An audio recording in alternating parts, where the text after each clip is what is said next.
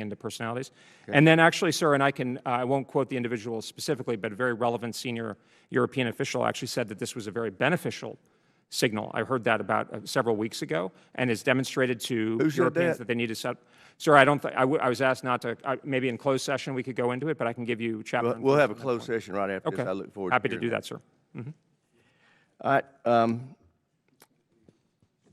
The decision, as I understand it, to remove that brigade was made on October 24th. Our committee was formally notified on the 27th. How can you characterize telling us 3 days later that that's consultation with Congress, which you are constitutionally required to do when it comes to force posture decisions like that? Sir, I'd have to get back to you on the details, but we take our duty to consult with Congress very seriously. Obviously, we're focused on preserving the President's. I know you share the desire to preserve the President's decision space, and we want to make sure we do that, as well as Secretary Hegseth's. But you can rest assured, in fact, my office, just in the last 4 or 5 months, I think has done upwards of 100 touches, both with your committee and the Armed Services Committee, as well as Senate Armed Services Committee, as well as with other parts of the Congress. So I would actually go so far as to say our organization is one of the leaders in congressional engagement. We see that completely differently. It's been like pulling I'd be delighted, sir, to make sure that we rectify that. I know Ms. Earle. And the SASC has had the same public statements, that it's been difficult to get information from your office. I think, sir, if I could maybe just say on that, if you look at, for instance, some of the leading members of the SASC, they've actually said that we have been doing a much better job. And we're not perfect. I certainly don't say that, sir. So welcome feedback. And, you know, it was very good to meet with Ranking Member Smith. I'd welcome meeting members from throughout. I know met with some of the members here, so you know we're available.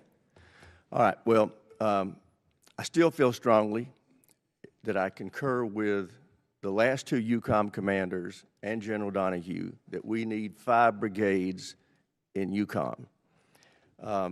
Having said that, we're at 4 now, thanks to the decision that came out of your department. Now, on September 25th of 2020, September 3rd of 2025, President Trump welcomed the Polish president to the White House. During that visit, when asked by a reporter whether the United States would continue stationing troops in Poland, President Trump responded, quote, "We'll put more there if they won't. We'll stay in Poland, and we're very much aligned with Poland, period," close quote. Do you agree with the President's position that the United States will, at a minimum, maintain the 2 armored brigades that are currently in Poland? Mr. Chairman, you can rest assured that I will absolutely implement the President's guidance on that matter as on others. Okay, so we will not be dropping below 4 brigades in EUCOM in the foreseeable future. Sir, I want to be careful to preserve the President's decision space, and I'd have to go back and specifically look at what the President said and the instructions he's given us. But you know, my point is that we will absolutely. I make it a point of pride and a point of focus to ensure that we're tightly aligned. We do that through, you know, I particularly through Secretary Hegseth, who's with the President every day. So we have a very, very tight alignment with the President, and this is his defense strategy. This is his War Department, obviously with the Congress, needless to say.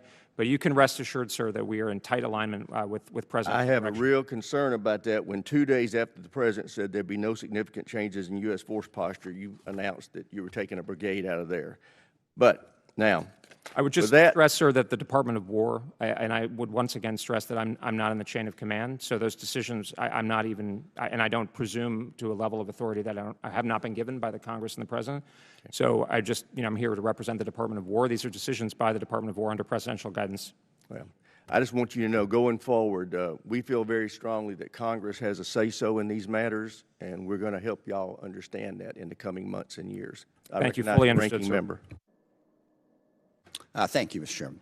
A lot of different ways to ask this question, but the bottom line is, what does success look like in Iran? Basically, what are the objectives that we are trying to achieve, and what does it look like when we go, okay, we've achieved our objectives, success, we're done, we're out? Thank you, Mr. Smith. We're thinking a lot about this. I would say I can give you the perspective from the Department of War, which represents the direction that the President has given for the military campaign, which is specifically focused on degrading and destroying the power projection, particularly the conventional power projection capabilities of the Islamic Republic of Iran, and thus especially missile one-way attack drones capabilities and their production, as well as the naval forces of the Islamic Republic. How destroyed does it have to? Well, I think that's I mean, we're going to seek to do the best we can. I think we're on plan, as Admiral Cooper has said. I think that can nest with a variety of political outcomes, as the President referred to the other day. The Venezuela Two parts model. to that. I keep hearing that we're on plan, and I keep asking, and this is oversimplification, but I don't know, they had 10,000 missiles, now they have 8,000. And I keep getting told, yeah, we don't really have those specific information yet. So how do we know that we're on plan if we can't get... we don't want to repeat, the mistakes of McNamara and a false kind of numeracy to it, but I would say that, we are looking at the strategic level. And I know some of the both civilian and uniform representatives will be briefing you in classified session later today.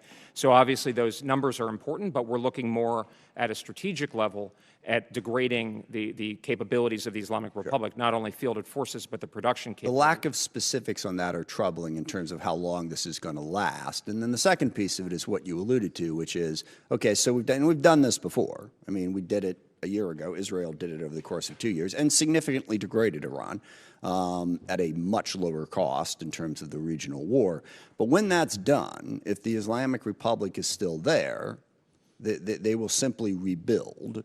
So what is the objective to prevent that from happening? I don't think that's a given at all. Well, it's not a given, but what's the objective? No, I think how do we it's get to the precisely point where it doesn't avoid the happen? Islam. I mean, as Secretary Hegseth said, part of this, and I think Secretary Rubio as well, was, the Iran was building a conventional shield to enable a recovery of its nuclear ambitions.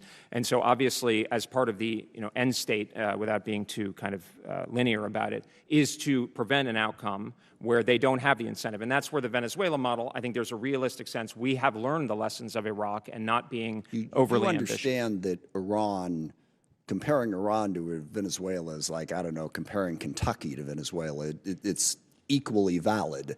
Iran... I don't think it's a perfect analogy, sir, but I think I'm just making a point about in terms of the flexibility of the political objective. And of course, the President has said, it's a historic opportunity for the Iranian people to rise up and overthrow this noxious government. Right. But there's no particular plan for that actually happening. Well, it's more of a hope than a plan. The Department of War has been instructed to focus on the military forces of the Islamic The second piece Republic. of this that I want to get into is I think what President Trump meant when he was on the campaign trail saying that we won't go to Iran, go to war with Iran, is the same thing he meant if I was president, the Ukraine war wouldn't have happened. That his mere presence and his policies will stop that. That's the America First agenda. So I guess how did the America First agenda fail in Iran?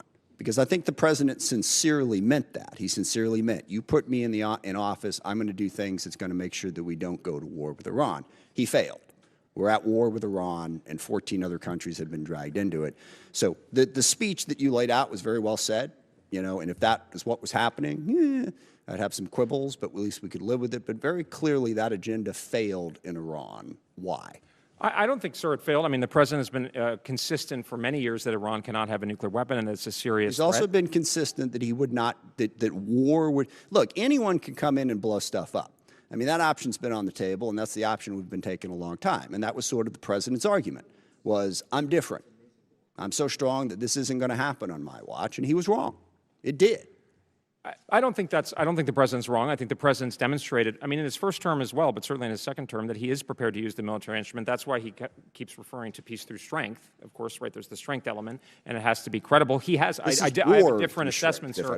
I do think he's used the peace and the diplomacy abundantly over the last year and a half, right? I mean, all the peace deals, et cetera, spent a lot of time Gaza, for instance, and many of these other conflicts. So I think he very much is prepared, and he was willing to talk to the Islamic Republic, but I think that his determination and others, Mr. Kushner, Mr. Witkoff, Rubio, was that I want to let some others get in here. That's solid enough answer, but again, there's no question that he failed in the sense that, he said there was going to be no war if he was president, and here we are. I mean, those are just facts. So we need to figure out how we got there. I yield back. Thank you, Mr. Chairman. Thank you, gentlemen. Chair, and I recognize the gentleman from South Carolina, Mr. Wilson.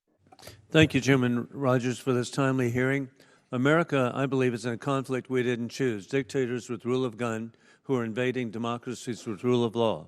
It began, of course, in February 24, 2022, when war criminal Putin invaded Ukraine, and then it was followed up by the puppets of Iran invading Israel on October 7, 2023. With that in mind, I am grateful in your opening statement that you have cited the threat of the Chinese Communist Party in Iran, but the axis of evil includes war criminal Putin resurrecting the failed Soviet Union with mass murder in Ukraine since 2014, as Putin has rigged elections in Belarus and Georgia, with Russian occupation of South Ossetia and Abkhazia of Georgia, while occupying Transnistria of Moldova. Incredibly, President Trump has achieved the 5% GDP by NATO allies, but peace needs more secondary sanctions on war criminal Putin. Additionally, war criminal Putin, I believe, is insulting you. He is mocking you personally, as President Trump has indicated. Putin speaks lovely in the morning and conducts mass murder in the afternoon. With that in mind, Secretary Colby, under the leadership of President Donald Trump, we're preventing endless wars, prioritizing American security and peace through strength. The National Defense Strategy seeks to shift responsibility for security in the Middle East to Israel and our Arab partners and prioritize other threats, and you've indicated the other threats should be focused on the Indo-Pacific. Do you believe that Operation Epic Fury risks wasting the Department's limited resources needed to deter war with China? Mr. Wilson, I think that the Operation Epic Fury is actually an example of exactly what was talked about in the strategy. The threat posed by the Islamic Republic of Iran is explicitly detailed, and also the ability for the president to be able to take effective action against those threats. It's actually a validation of the approach towards allies and partners, because we see right now, obviously, Israel, a model ally, really taking the fight. But in the meantime, but also, if I could conclude, also we're going to maintain every effort in success for Operation Epic Fury.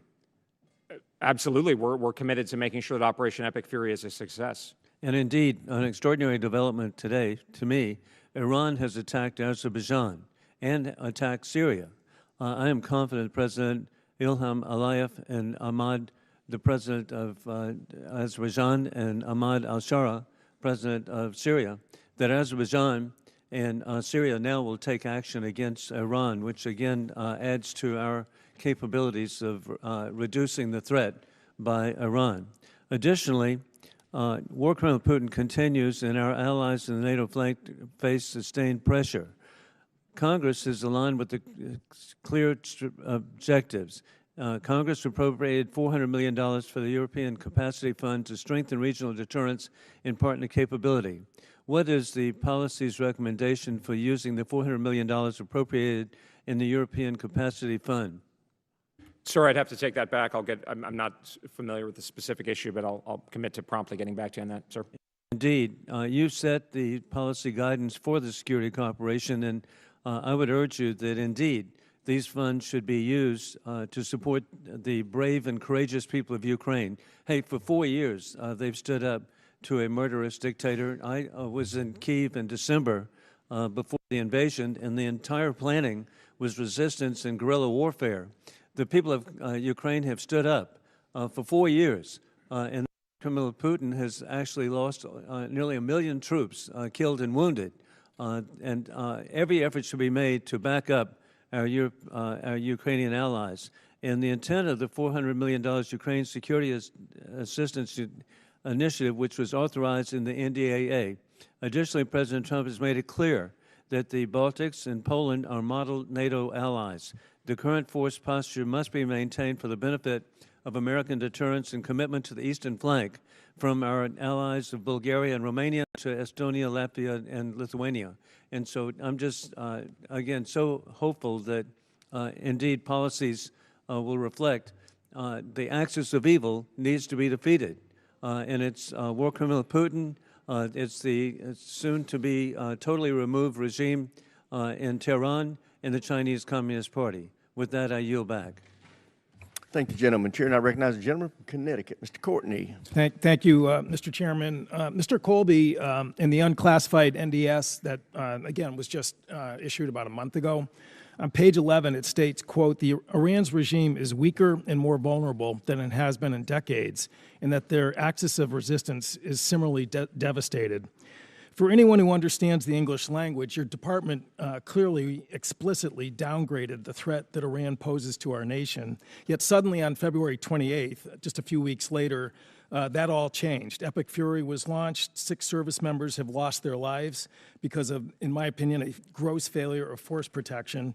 And there still is no coherent explanation of what caused the change and what is the end game.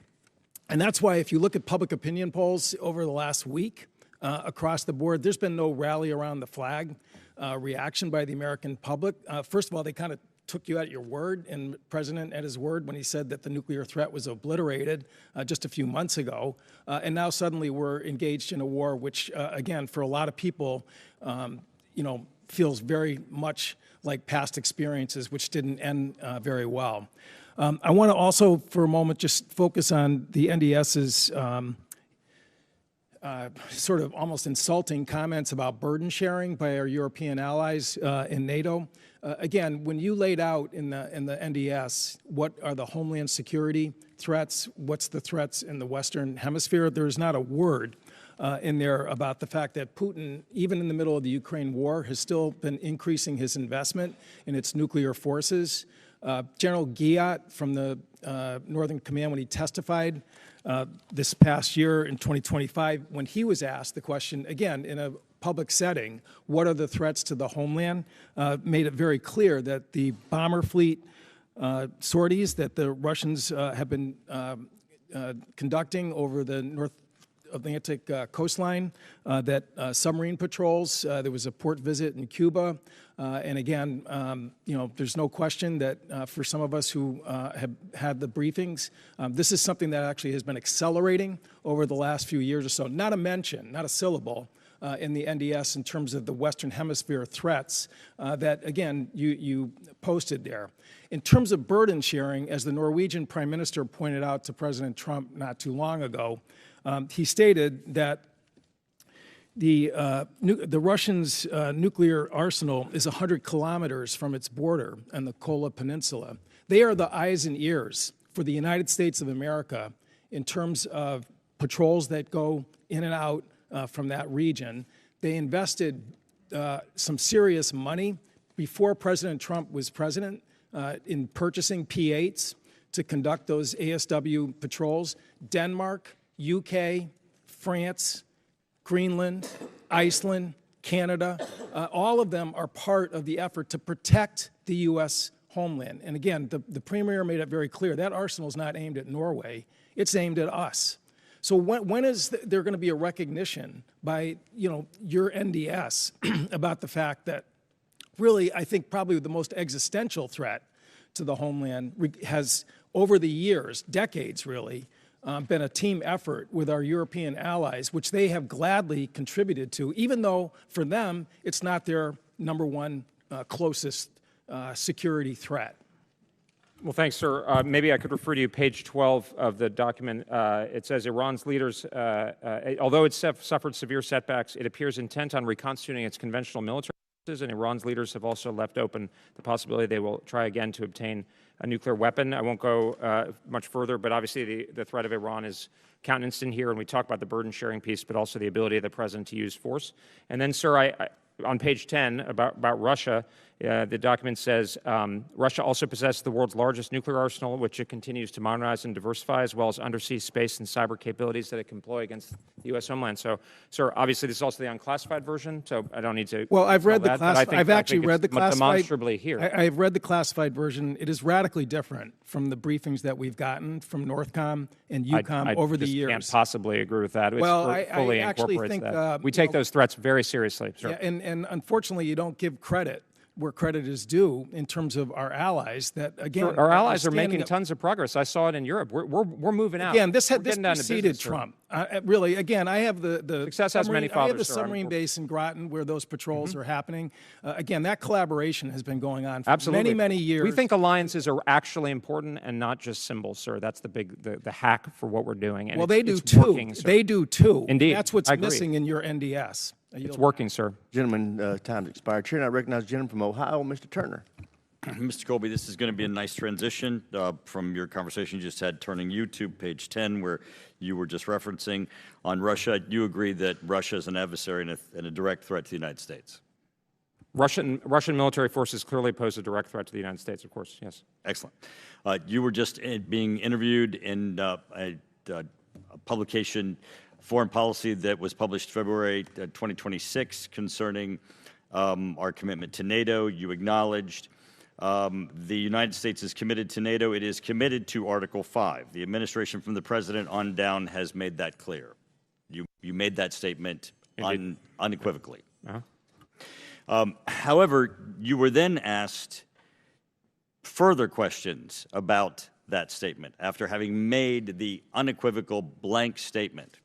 And quite frankly, you waffled. And I'm going to give you a chance to unwaffle. And the unwaffling is, in that blanket statement, I think you made it clear that within NATO, there are no territories within NATO that are second-class citizens. There are no territories within NATO that are not within our Article 5 commitment, correct? The Baltics, the Balkans, there are no areas in which we have a lesser commitment. Sir, I respect that you're making those statements. What I said is we are committed to Article 5, which is enshrined in the Washington Treaty. That's what I said. So to make it clear so that you're waffling, which goes on page after page, since you are capable of making the blanket statement, you are capable of saying that within the blanket statement of the United States is committed to NATO, NATO the aggregate of NATO, and is committed to Article 5. You are capable, in front of this committee that is committed to NATO and committed to Article 5, to acknowledge that there is no territory within NATO, that there's a second-class citizen, and there's no area within which within our national defense strategy is a lesser territory. Sir, what I said and what I continue to say is that Article 5 of the Washington Treaty... It's a yes or no question, Mr. Colby, and I'm a member of Congress. You have ability to say yes, that there is no what I said, sir, lesser. Is Article 5 of the Washington Treaty applies to all of NATO? Of course, absolutely. Great, thank you. Thank you for that, because you didn't have to go on and to continue, which is what everybody's struggling with here. And I want to just say, I want to agree with the chairman. What's been so difficult, and which is really kind of gross sitting here listening to you, is the chairman has said he feels like you're dishonest, right? And you have been so disingenuous. Every time you answer a question, you feel this need to just continue on in these clarifications that are really very unnecessary. And that this clarifications that you give make us all concerned about your commitment to the truth. And I want to give you some of those clarifications that make me uncertain and really very concerned about the policy making within the department. You talk about the Trump administration when people ask you questions about the president's decision making. When we're asking about President Trump, you redefine it as the Trump administration. You say our decisions are aligned with the president, as if you're reinterpreting the president's decision-making. I want to know about the president's decision-making, not you being your interpretation about being aligned.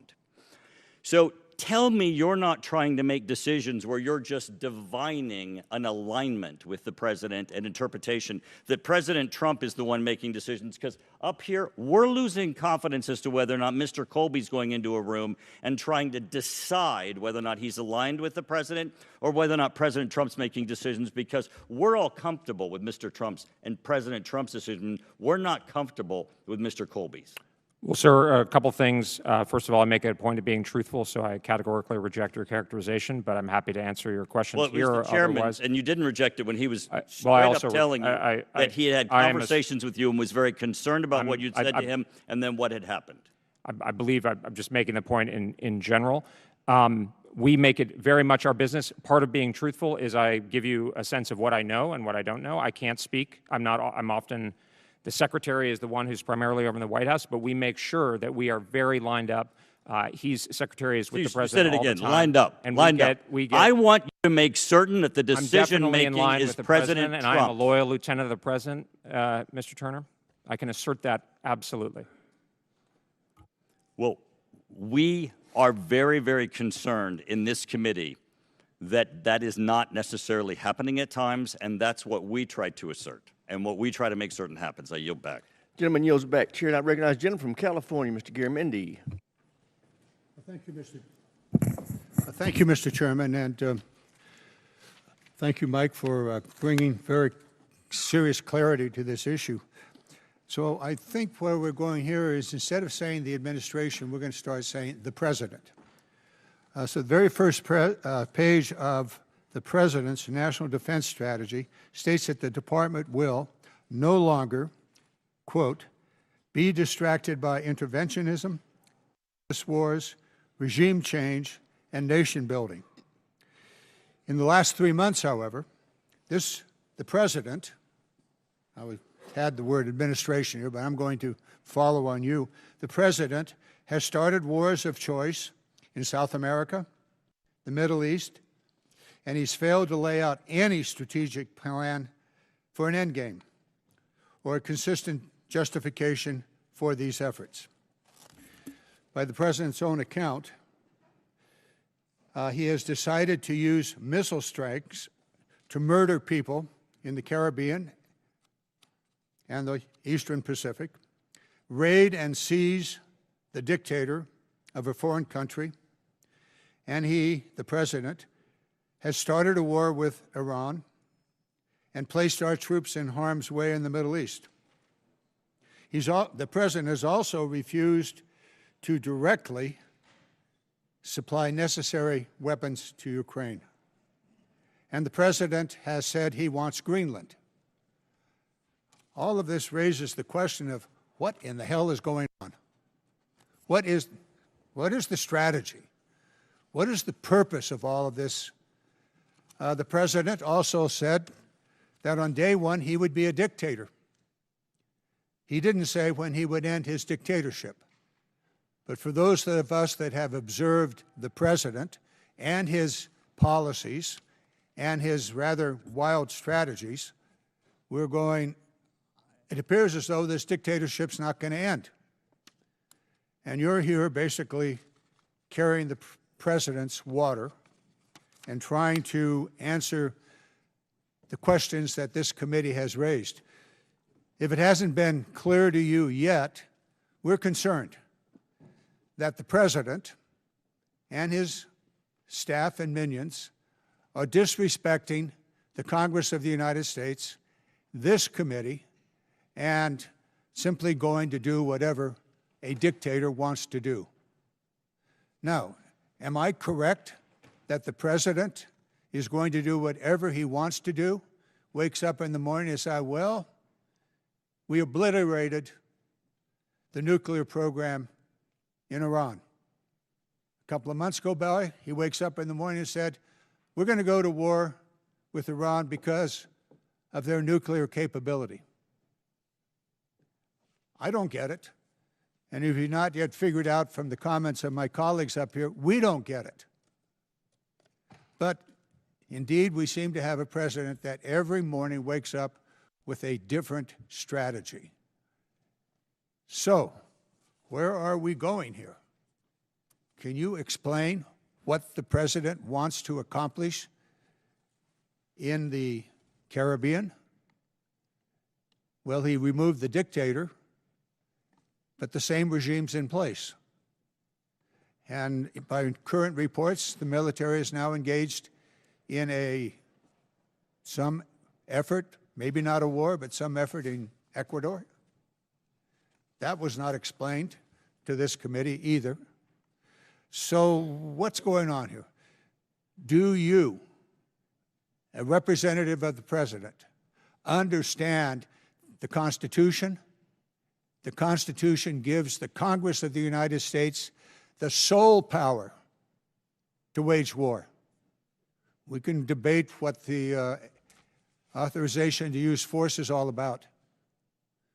So please explain to me in the next 30 seconds, what in the hell is this president doing? I'm honored to be here as a representative of the president and to explain that I do think he's advancing American interests and putting them first. In the case of the Caribbean, he's going after narco-terrorism have been directly contributing to the deaths of hundreds of thousands of Americans.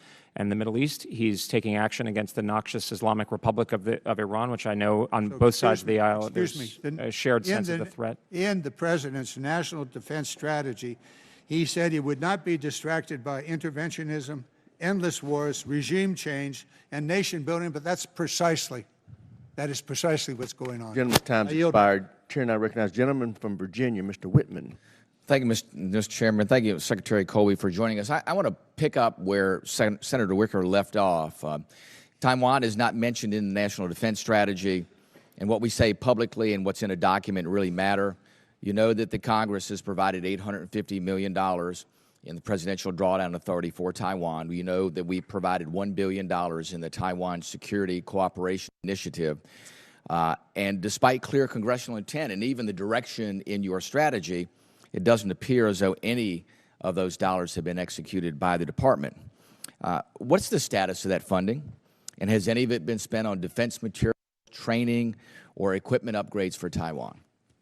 Congressman, I'm not exactly sure about exactly the status, so let me commit to get back to you with detailed information. Well, you told Senator Wicker 48 hours ago that you would do the same, that you would get back to him. So you're telling us that in 48 hours you still got within the 48-hour window, sir. So we'll make sure we're within that window or barely over it, and I'll ask your forgiveness if that's the case. It's concerning to me that within 48 hours, when you promised Senator Wicker that you'd get that information, that it's not forthcoming. Take that responsibility to engage with you seriously, sir.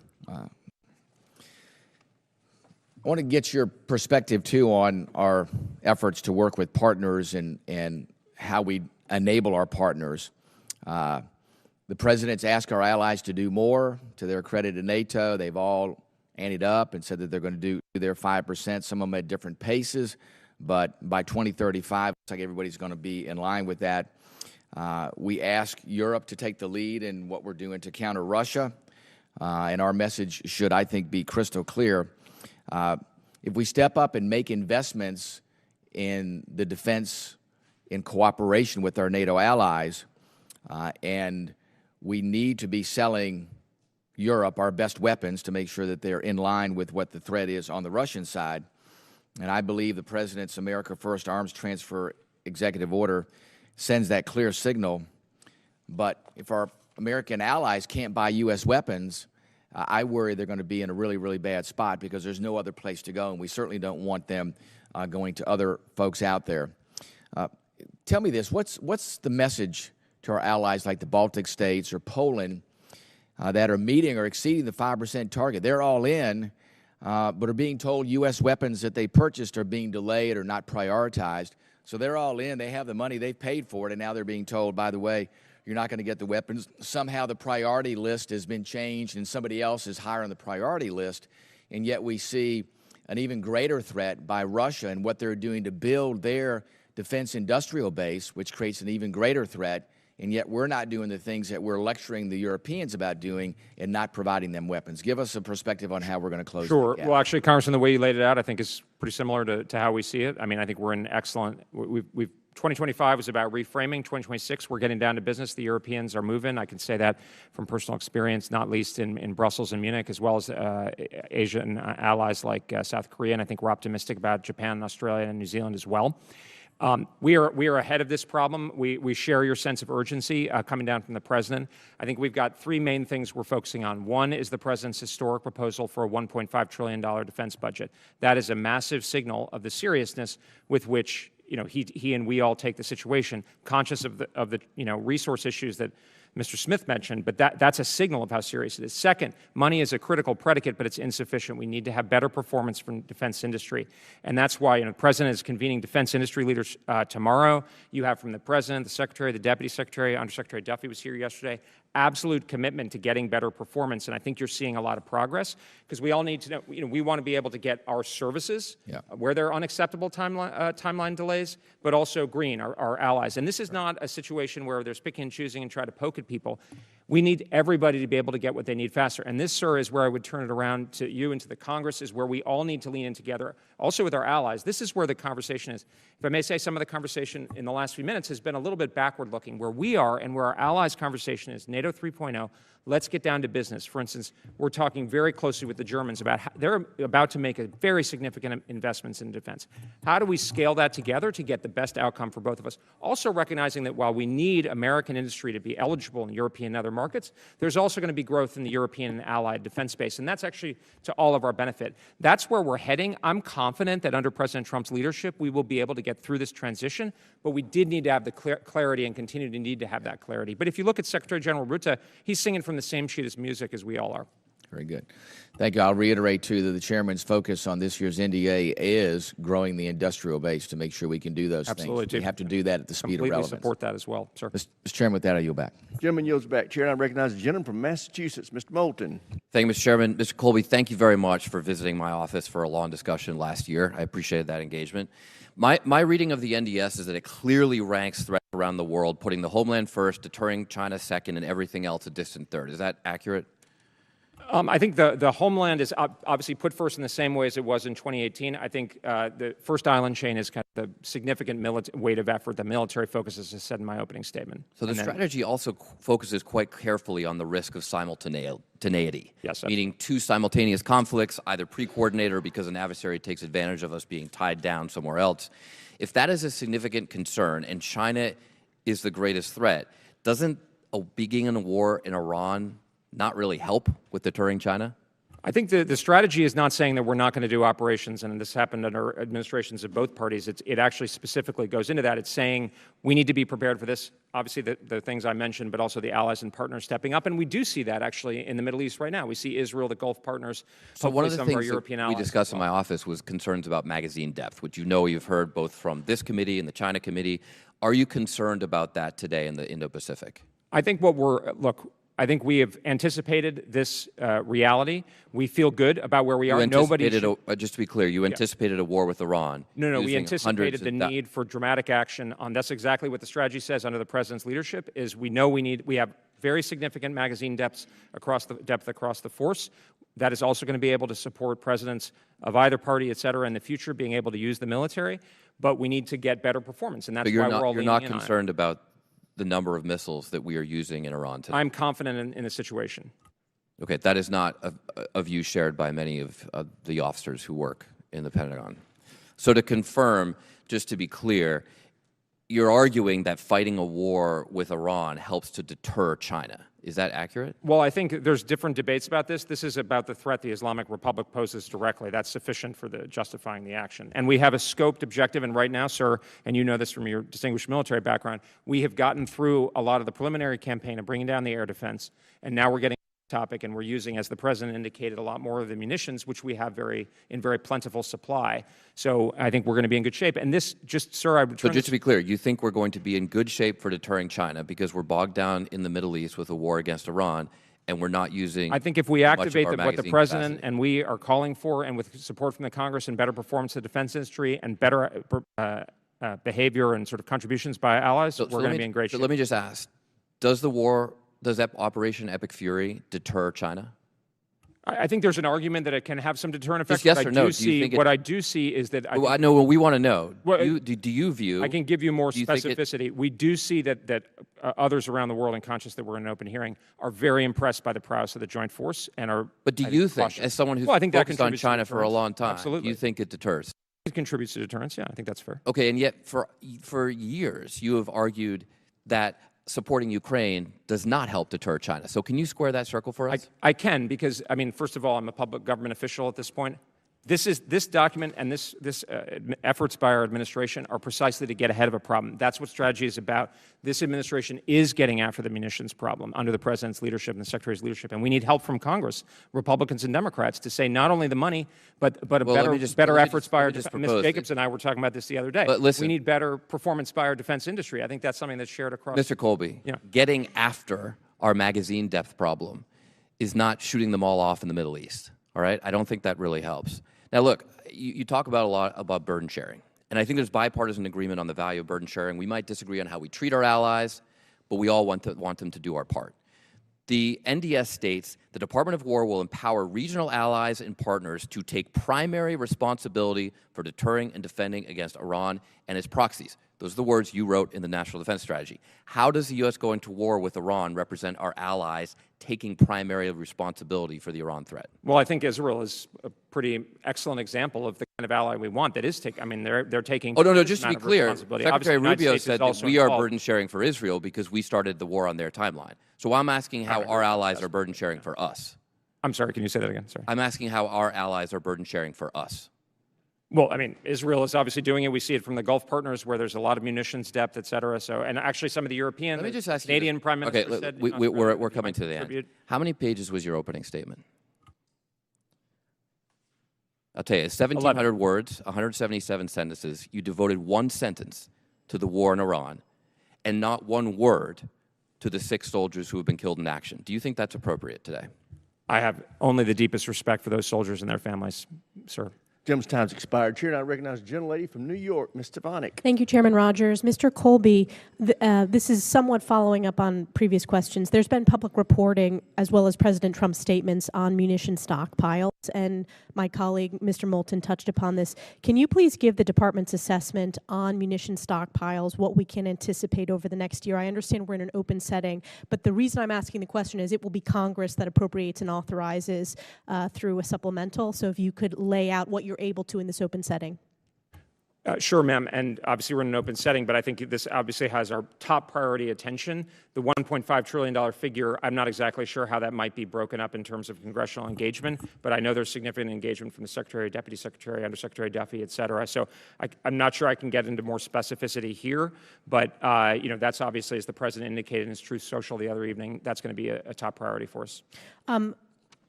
In the National Defense Strategy, the prioritization on Homeland Defense is incredibly important. It's important not only to the entire country, but specifically to a district like mine, given the importance of missile defense. Can you tell me a little bit about the administration's focus on East Coast Missile Defense Site? In the first Trump administration, you will recall that the President designated Fort Drum as the chosen location for East Coast Missile Defense Site. This committee has passed that language. What is the status of that, and what is the plan for that moving forward?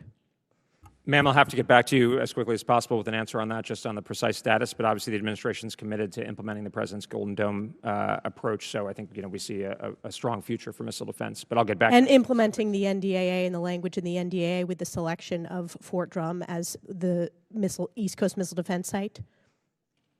I'm sorry.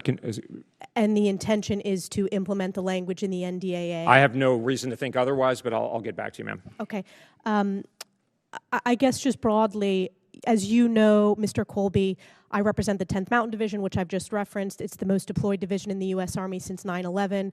Currently, a brigade is deployed to the Middle East. Can you share a message to those soldiers and their families whom I represent in my district? These are families I speak with every single day as their member of Congress, and they'd appreciate to hear from you.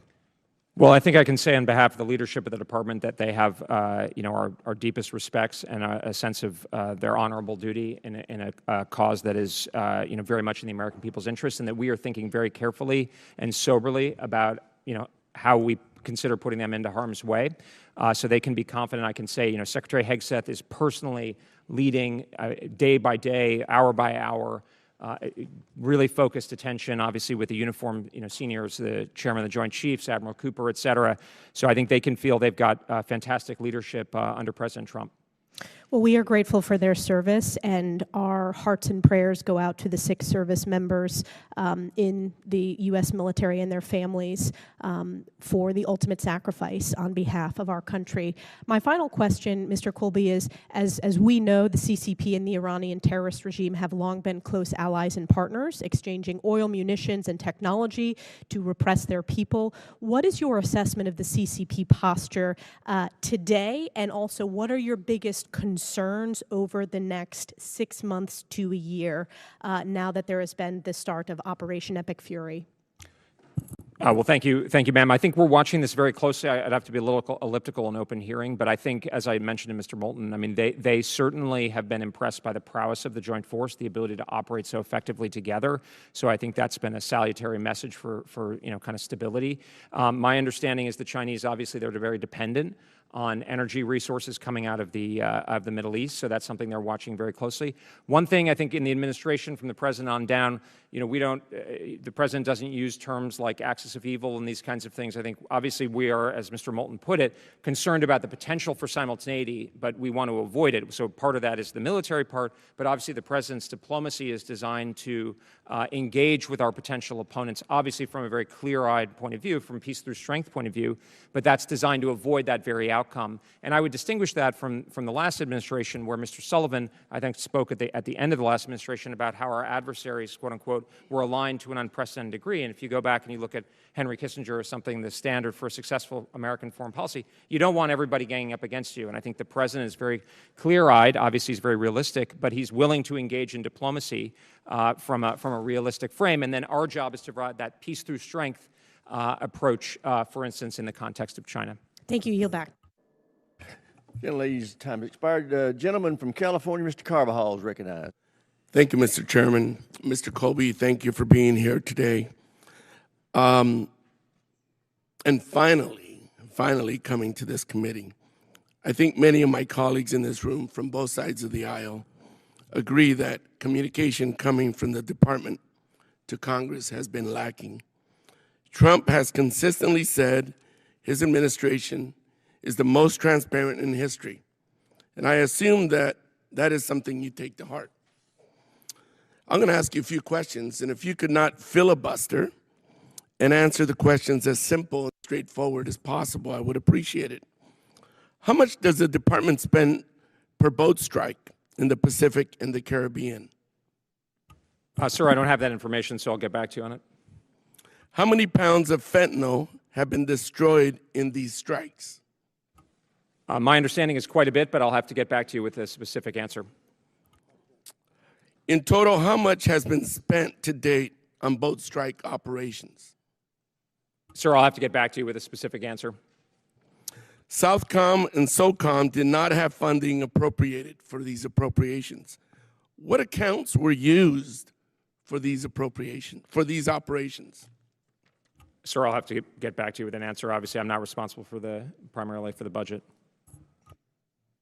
Mr. Colby, is it safe to assume you were involved in decisions and discussions leading to Operation Epic Fury?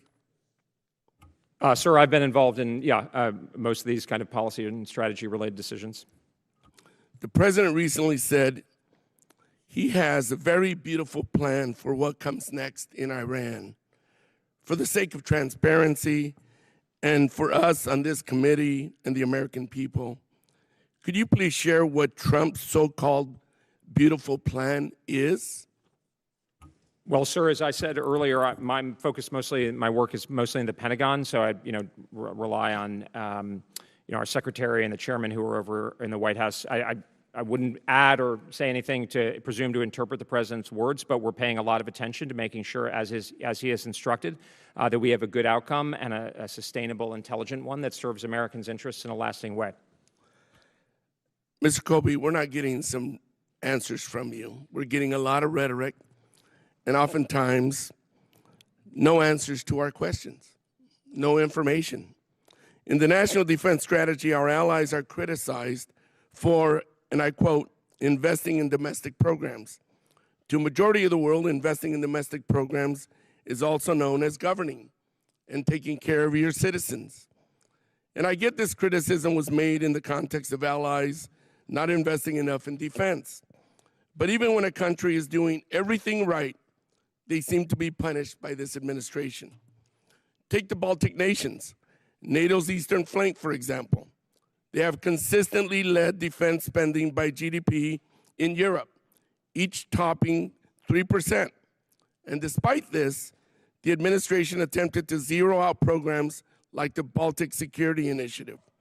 What else should a NATO ally be doing, in your opinion, if their commitment to defense spending isn't enough to have this administration's support? then what is?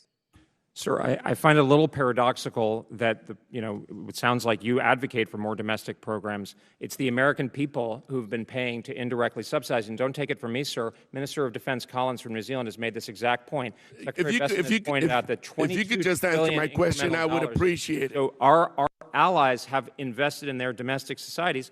That's not fair. I mean, it seems kind of common sense to me. But it's also not sustainable. And the Europeans and the others, they're not contesting it. What do they have to do sir, they to invest heavily in defense? And sir, let me be very clear. We are actually adapting. So, I mean, if you look at my travels last month to Brussels and to Munich, that was the message, and that was the message the Europeans perceived. And I would say a lot of this is a little bit, we're behind the target because we are actually working with our allies. They're not fighting the scenario. Everybody knows. I reclaim my time. Sir. Let me ask you a few basic questions. Is Russia's illegal war in Ukraine a threat to the United States? Sir, we're all supporting the yes or end no? of the war in Ukraine. Just yes or no, and, Mr. sir, Colby. We take the Russian military Mr. Colby, how simple is it to answer yes or no? We're taking the Russian military threat seriously, sir. Yeah. Is Ukraine a friendly country? Is it a friendly country? Yes, I think so. Thank you. I would encourage you to answer our questions and not filibuster with a bunch of BS. Thank you. Gentleman yields back. Chair, I recognize the gentleman from Tennessee, Dr. Desjardins.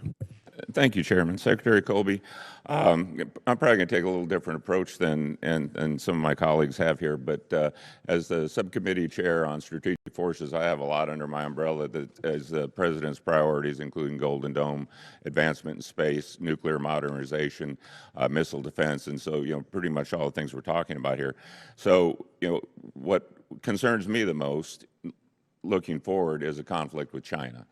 I would say people are questioning daily, why now? Why did we go after Iran? And I would say, why not any time in the last 47 years? Because we could have spent the next hour talking about all the death and destruction that they've caused directly as a regime and what they've done through their proxies with the Houthis and Hezbollah and Hamas.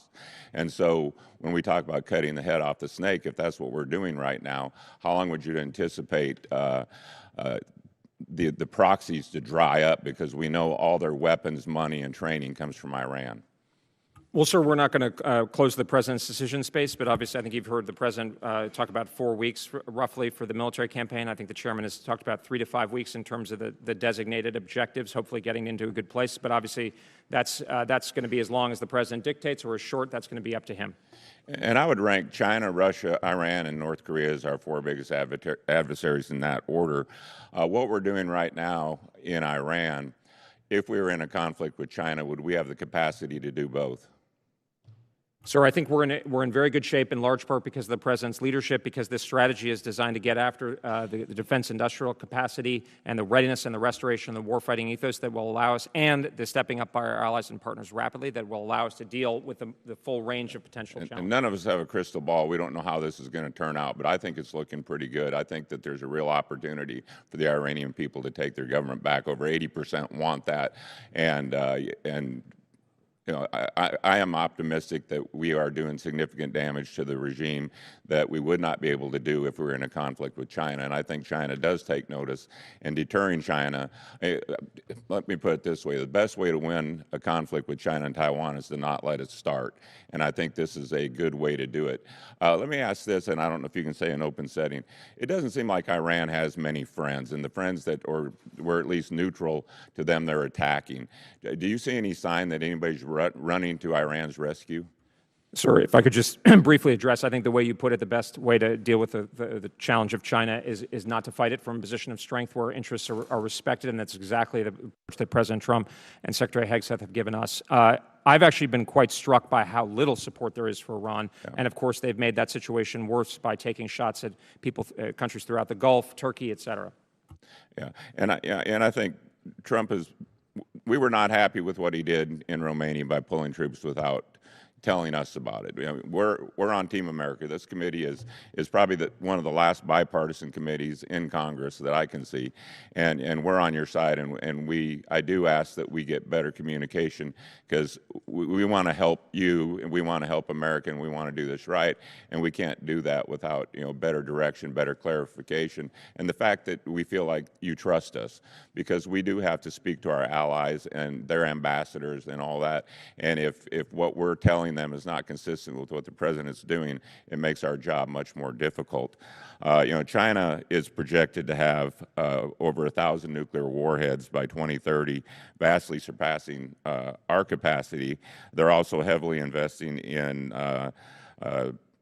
area denial systems and massively in ground test infrastructure compared to what we have in the United States, advancing in hypersonics, and their shipbuilding capacity is probably 230 times what the U.S. is. So how does the national defense strategy hold China at risk and pace in fight with all these advancements? Well, thank you, sir, and maybe I'll answer those questions together, and I appreciate your trust, sir, and I appreciate also your points about communication. I think, as I said earlier, we've been leaning forward on the policy side over the last 4 or 5 months, so I think we've got a good track record, but we can always do better, and I'd welcome myself or my team both sitting down with you and your staff, others who are interested. We're an open door and would welcome the communication. Obviously, we now have a settled framework, obviously reflects the Secretary, but with, on down from the President, alignment there. But I would say on that issue, we're actually thinking about a nuclear strategy. We're not going to do a formal nuclear posture review of the whole, bells and whistles, because I think the first term, President Trump's NPR, a lot of the things set out publicly were superb. But we are going to focus in on a few problems that I can't get into in an open setting, but welcome talking to you and your team about that if that's of interest. Gentleman's time's expired. Chair, and I recognize the gentleman from California, Mr. Khanna. Thank you, Mr. Chair. Secretary Colby, good to see you. As you know, I've read your book, Strategy of Denial, and I've appreciated your counsel in the past. How many major wars has China been in since 1979? I think zero. Zero. I mean, the Vietnam-Chinese War in '79 was their last major war. How many major wars has the United States been in since 1979? I'd hesitate to give you a figure, sir, but, 3 Dozens? or 4 or 5, I don't know. 4 or 5 major ones and probably dozens of interventions. And in the past, you've written eloquently, and I know you say it's your personal opinion, but you've written eloquently about how draining resources into the Middle East, which has very little % of the GDP, is actually a strategic disadvantage versus China. That basically China is free riding, they don't fight the wars. We've been spending all this money on these wars in the Middle East. I understand you work for the president, but how do you reconcile this view? Because one of the reasons I respected you is you said, look, we're getting in all these wars in the Middle East. Iran's like 0.44% of the GDP, and we've got to be focused on China. Well, thanks, Congressman. I'd turn it back to some of our conversations, if I may say. I think I've always said that Iran is a threat, and we're going after it with scoped military objectives, and that's what I committed to in my confirmation hearing almost exactly a year ago. So I think this is, I'm very supportive of this effort of Operation Epic Fury, and I know, and I personally am involved. I wouldn't overstate my involvement or influence, certainly, but I know from the top down, we are thinking about how to make sure this is net beneficial for the American people. But the real answer, sir, is in the industrial policy kind of discussions that you've been leading on your side of the aisle, but there's, I think, consensus on, which is we've got to be able to produce at a higher level more quickly the best stuff, but also lower cost stuff. And that's why, the real message of the strategy, and the strategy is more of a heuristic or a framework than a particular, settled point in time, is rather to say, we need a national mobilization of our defense industrial base. And, sir, I think that's what you've been saying. I appreciate that. Let me ask it this way, because I get you can't contradict the president. What are the biggest risks of the operation continuing in Iran? Is it sort of the munitions drain? Is it the treasury drain? What would you say? My hope is you'll be one of the voices in the administration saying, let's end this quickly. What do you see are the biggest risks? Well, I think there are a range of risks, and they have to be weighed against the significant benefit of obviously, kind of at minimum, the significant degradation or destruction of Iranian conventional military power and the possibility of a dramatic change to a much friendlier Iranian government. The military campaign is not riding on that as a designated outcome, but we're hoping for it, and that's a lot of that's in the hands of the Iranian people. I think that a lot of it would be, and something to say on the munitions piece, sir, is that we've gotten over top now, or we're getting over top, our forces are getting over top, so they can use a lot of these munitions that we do have, as the President said, in much more plentiful supply. I think we're conscious of the risks. I mean, we know this is part of the reason for it. The Islamic Republic has conducted terrorism in the past. We're very acutely conscious of that. But I think a goal, this is what, this is not Iraq, I guess, 3.0, right? We are not doing nation building. We're not flowing. Obviously, the President has the option to use a variety of capabilities, but this is not, Jerry Bremer, CPA, et cetera. Let me ask one more question, my time. And my goal is to have your voice uplifted, so I don't want to ask you hard questions because maybe they'll discount your voice. I like the fact that you're in the administration compared to some of the other folks who are in the administration. By the way, Vice President Vance used to be where you were in terms of not getting into these wars until he's gone in the kind of Lindsey Graham direction. I actually don't understand it. Donald Trump beat Lindsey Graham in 2016, and now Lindsey Graham has become the face of Donald Trump's foreign policy. It's like, what happened? But let me ask you this last question.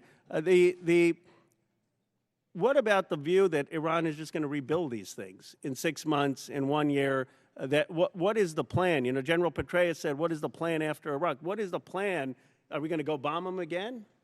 Well, I think that's a great question, sir, and that's the one that we're wanting to make sure, and part of the reason why the industrial capacity is such a part of it, and I certainly am thinking about General Petraeus' famous admonition, because that's a critical part, and this is still, obviously, the conflict has just begun, but we need to, day by day, in a dynamic situation, make sure that we end up, and we don't, and the President has said that, we don't get right back into it. You're a serious person. I hope this doesn't hurt you more than help you, but I've always found you to be engaged with intellectual honesty, and I appreciate some of your writing. Gentleman yields back. Chair now recognizes the gentleman from Nebraska, Mr. Bacon. Thank you, Mr. Chairman. I appreciate Secretary Colby, you being here today. My feedback, I got some good, maybe some bad, some ugly. On the good side, I appreciate the actions taken against Iran. I served 30 years in the Air Force. I've lost friends to the Iranian proxy groups. A good friend of mine at Khobar Towers, for example. When I was in Iraq, we were targeted every single day by proxy groups from the IRGC. This action should have been done a long time ago to restore deterrence. And I can't think of a better group of folks to target than the Ayatollah and his henchmen, because they have over 1,000 Americans' blood on their hands. I appreciate the action taken against Maduro, who took the most wealthy nation to the poorest nation in South America. For the life of me, though, I can't figure out why we're propping up his vice president as a dictator follow-on. Here's the ugly. First of all, maybe less ugly, China. Some of the statements that I read in the NDS, it communicates weakness to them, that China could just do an invasion of Taiwan as a fait accompli, and it sort of communicates we don't have the ability maybe to deter that. We'll come back to that. But this is what really steams me. The administration, writ large, starting with the president on down, communicates weakness when it comes to Russia. Why does this administration, and this is rhetorical, I'll get to my first question, but I can't figure out why the president treats Zelensky in Ukraine more harsh than he does Putin, who's the invader, who's bombing cities every night. He treats Putin with velvet gloves, but he gives Zelensky the old boxing glove treatment, and I don't get it. There's like a moral blindness in this administration when it comes to Russia. And you see it in the NDS with one line on Russia, one line. A whole page is on Europe, and attacking Europe or criticizing Europe, and one sentence on Russia. It just bothers me. When I read the NDS, and I'm a history guy, and I've read the previous NDSs here, and as a general and colonel, I read the ones going farther back. This reads a lot like 1890s national security strategy. Western Hemisphere, spheres of influence, homeland security, as if we never fought a world war. It's as if we never had the Cold War. It's as if we never had the war on terror where we had allies fighting with us in Iraq and Afghanistan. So I'll get to my first question. In the NDS, it does say there has to be clear accountability. Incentives work will be a critical part of our alliance. We will prioritize cooperation with model allies, those spending what they need to do and doing more against regional threats with critical but limited U.S. support. I can't figure out why the Pentagon said they didn't want to do the Baltic Security Initiative and also talk about withdrawing forces out of the Baltics when they lead the way. They have the highest level of defense spending. So why not be stronger for our Baltic friends? Well, sir, I've seen your commentary, and one thing I must say I appreciate today is I think you rightly recognize this as part of from the President and the Secretary on down. We all are thinking the same way, and so it's a total myth that we're not aligned with the President. I appreciate that your point and your questions, like Congressman Khanna's, they're straightforward. So I'll grapple with them in the same spirit that you offered, and I'm happy to come talk. I know we have different views and different views with many in the administration, but I appreciate the way you framed it, sir, and don't take it for granted. I would say, sir, from what it sounds like, I mean, this document and the National Security Strategy describing the President's approach, and I'll get to your question, sir, is flexible realism, is a practical approach. It sounds, I think it's a bit different than yours. In some ways, maybe yours has been in the ascendancy in the past, and we're trying to make a break, but we're not trying to con you about it. It's pretty straightforward. I recognize, obviously, your distinguished military service. This is more kind of grounded in military reality, almost like a more empirical, kind of dispassionate way, and less in the rhetorical style. Sir, one thing I would really stress on is we see ourselves as in line with the Cold War legacy and more of a break from the post-1989, when I think we got a bit hubristic, as the document says. We don't talk about spheres of influence. That's something that's put on us. And we can get into a discussion about the 1890s. I don't know. It's interesting. On Baltic Security Initiative, let me get back to you we are not trying to punish the Baltic states. The President has been clear that our wealthy allies should be prepared to step up. We're looking at this all in a pragmatic way, with generally trying to get Europe moving in the same direction. Just as your predecessor, sir, said about China, the goal with Russia is to avoid a war, while we're, and to Mr. Turner's point about protecting NATO, but we got to do it in a militarily realistic way, and you know this very well, sir. So my opinion is, if Ukraine prevails, our world is a much darker, worse place. We're going to be spending a lot more money.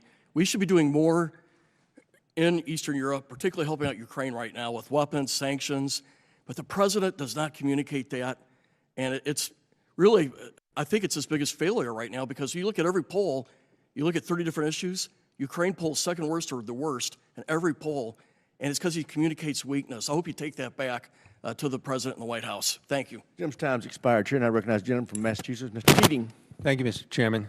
Mr. Colby, you said throughout this hearing that you're consulting with the President, the Vice President regularly, great conversations. In fact, you said that you don't do, this is, I think, your earlier testimony today, you do not do anything not aligned with the President.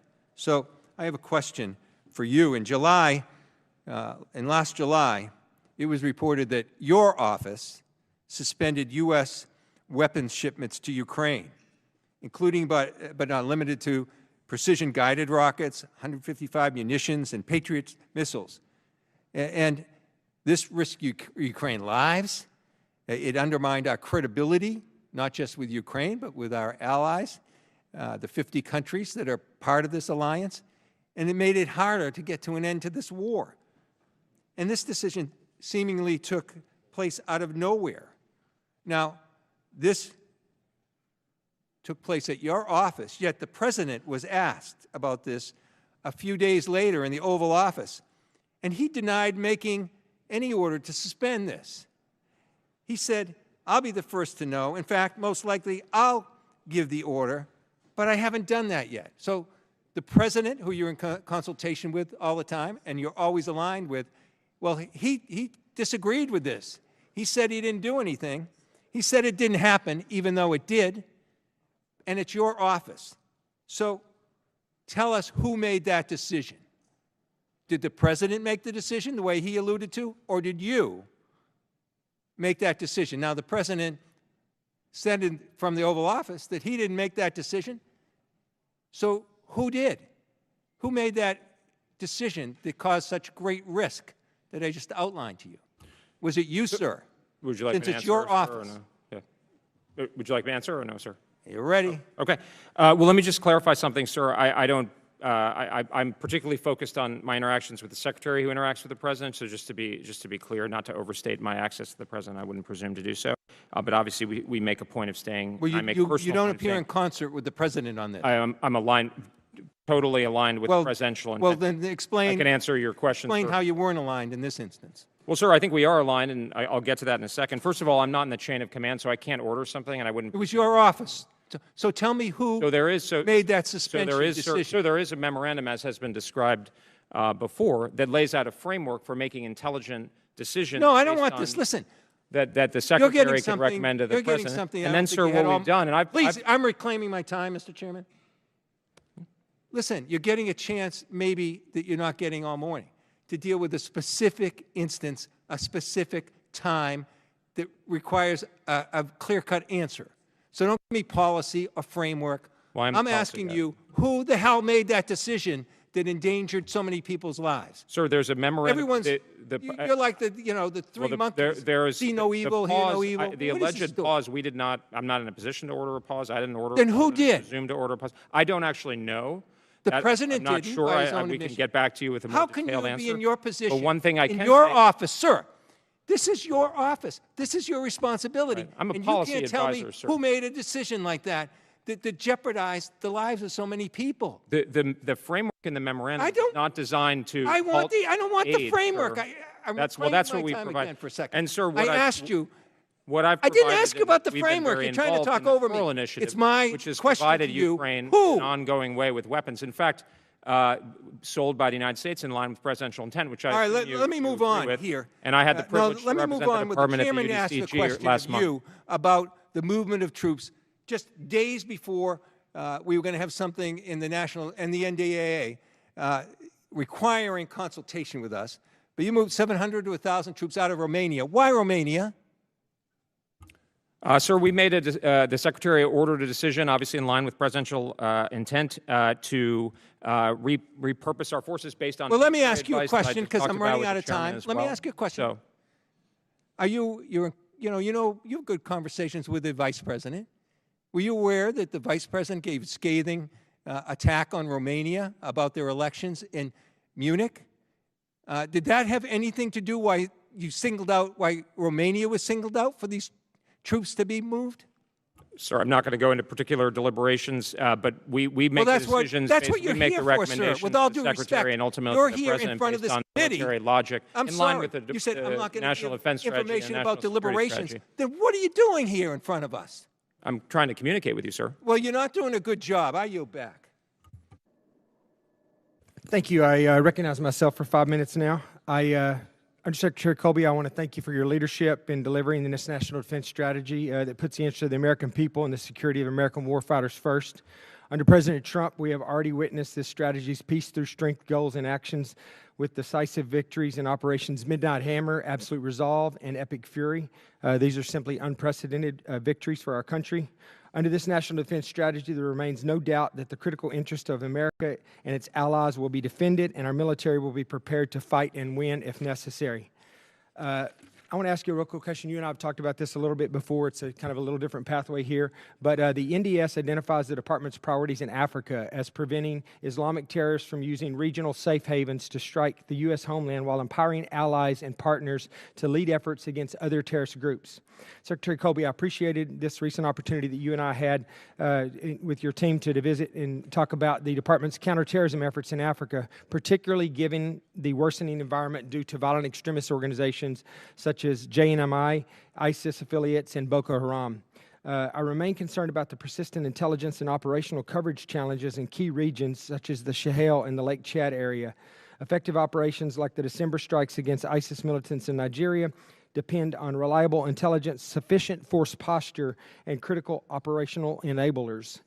Secretary Colby, what is the department doing to ensure intelligence, force posture, and partner support in Africa are sufficient to keep pace with the growing terrorist threat and execute these NDS objectives? Well, thank you, Congressman, and thanks to you and to Congressman Moore and others for your leadership on this important issue. And obviously, we've been active. The department has been active over the last couple months on this important issue in line with the President's authorities. I think we've got a great combatant commander, General Anderson, out there, and a great team in OSW. I'll have to get back to you on the specifics. It may need to be in a classified format in terms of intelligence coverage, but it is something we talk about a lot to make sure that we've got the global requirements, obviously for the priority kind of high-end challenges, but also to be able to use consistent with the discussion of the defense strategy to support presidential objectives and otherwise in theaters like Africa. That's great, and I will get back with you on that because I do not want to take our eye off the ball there. And in that same vein, and you kind of alluded to it here, but the strategic competition with China is often discussed in the Indo-Pacific, but Africa is also becoming an increasingly important area of influence. China and Russia, of course, have been increasingly militarizing the continent, expanding their economic, diplomatic, and security footprint, and seeking basing for strategic assets that could threaten our homeland at some point.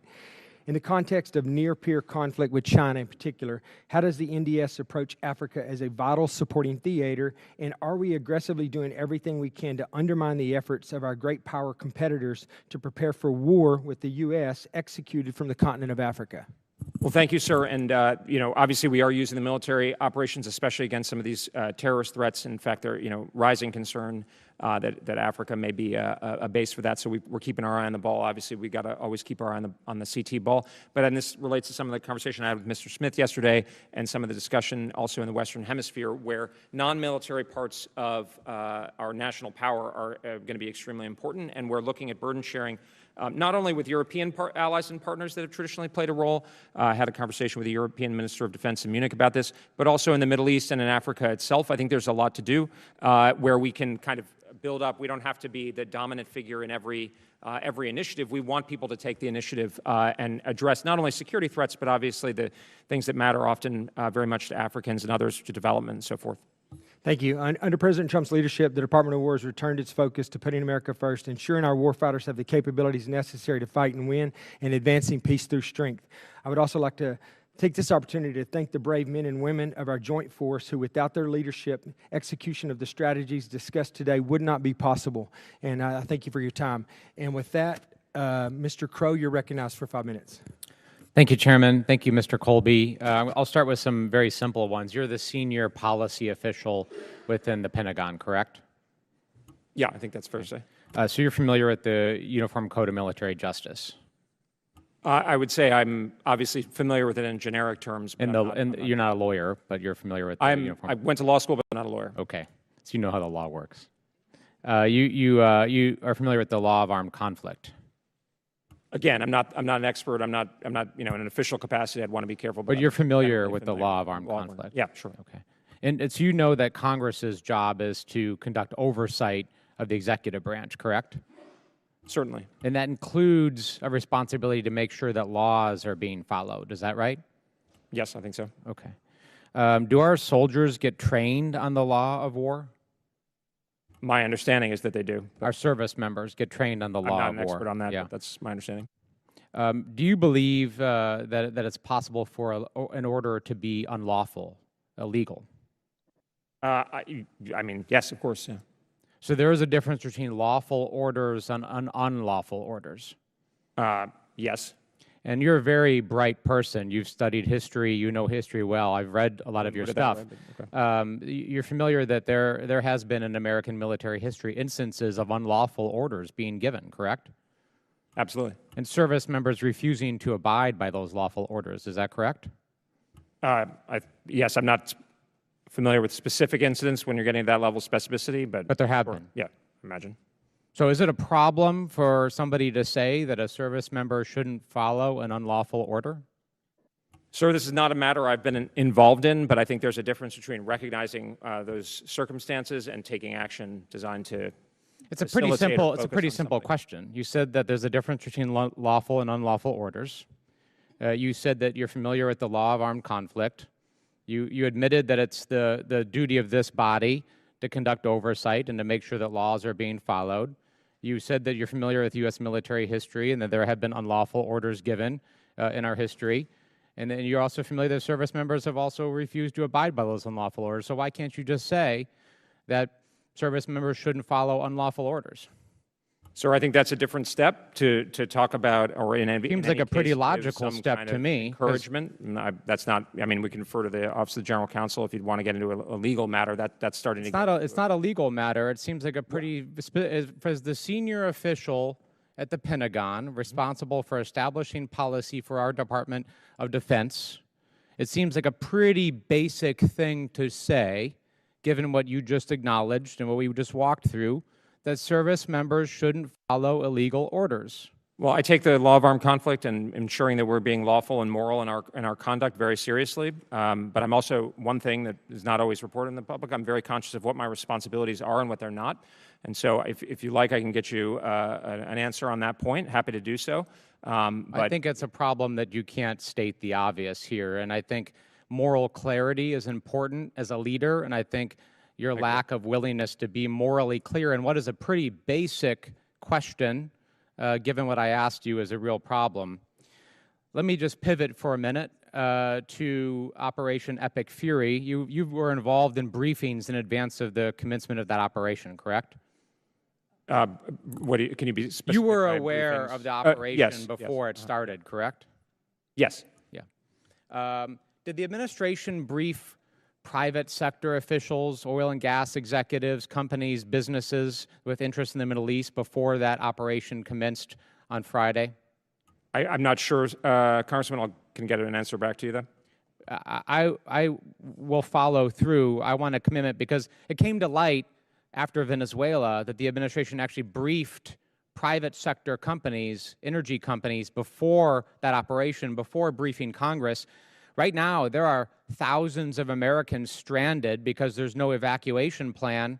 I would like to know whether the administration took the time to brief private companies and executives, but didn't take the time to brief this oversight body and also make plans to evacuate civilians and our constituents before setting off a regional war.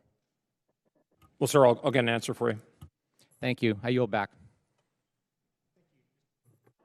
Mr. Jimenez, you're recognized for 5 minutes. Thank you, Mr. Chairman.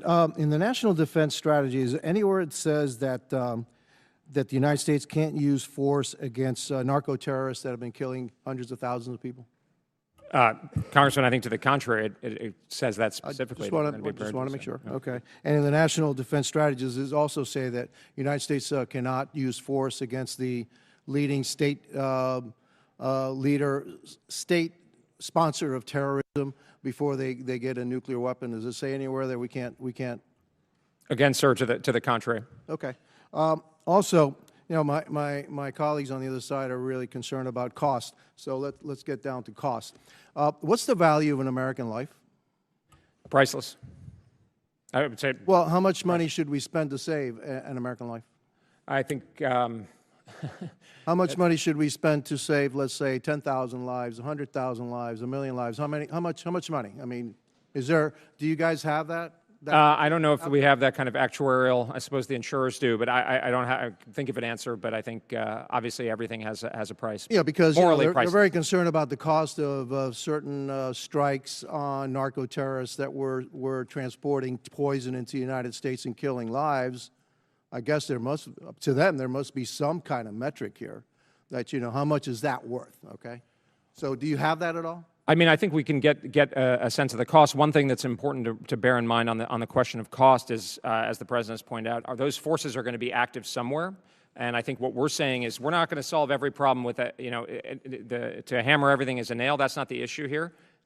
We are prepared to use all elements of American national power to address the threat of, that's killing hundreds of thousands of Americans. But every once in a while, you do have to use that hammer. Exactly. You try not to use the hammer, right. But every once in a while, which you're prepared to, and that's part of the peace through strength mantra of the President. And the cost of such a thing in order to save American lives, I don't think that's part of the equation, because the number one job of this government, and any government actually, is to protect its citizens. Yeah, I agree. Absolutely, we got to be, and that's putting regular Americans' interests first, and their protection, their security is what this strategy is all about, and what the President's agenda is all about. You know, that being said, I want to move on to something else. By the way, I agree with a lot of my colleagues that we are not strong enough with Russia against Ukraine. I'm a big supporter of Ukraine, and in order to stop our adversary, especially our number two adversary in his tracks, I think we need to help Ukraine more. And deny Russia what it wanted to do, because you want to deny aggression. And if they somehow gain by this act of aggression, then you're just incentivizing further aggression. And so by helping Ukraine, you're actually showing peace through strength. Well, sir, if I could address that, I mean, under the President's leadership, we are helping Ukraine. I was trying to lay it out a little bit. We've set up this Pearl initiative, and the Europeans are stepping up, and we're seeing that. When I was in the UDCG last month, we saw very vividly European leadership on providing air defense capabilities. And that's, so in a sense, the model is actually working, and that will contribute not only towards peace, but to a lasting... But we should be unambiguous in who we back and who the bad guy is. We should be unambiguous in that, because I know who the bad guy is, all right? And we should say that very clearly. Shifting over, the National Defense Strategy places renewed emphasis on defending the homeland and strengthening security within the Western Hemisphere, which I fully support, because for far too long, we have been, our focus has been elsewhere. And this is our backyard. You know, this is our home, okay, the Western Hemisphere. Given the growing military and intelligence presence of China and Russia in the region, what steps is the Department taking to counter the malign influence and security threats emanating from authoritarian regimes, such as the regime in Cuba, and frankly, the regime that's still in Venezuela?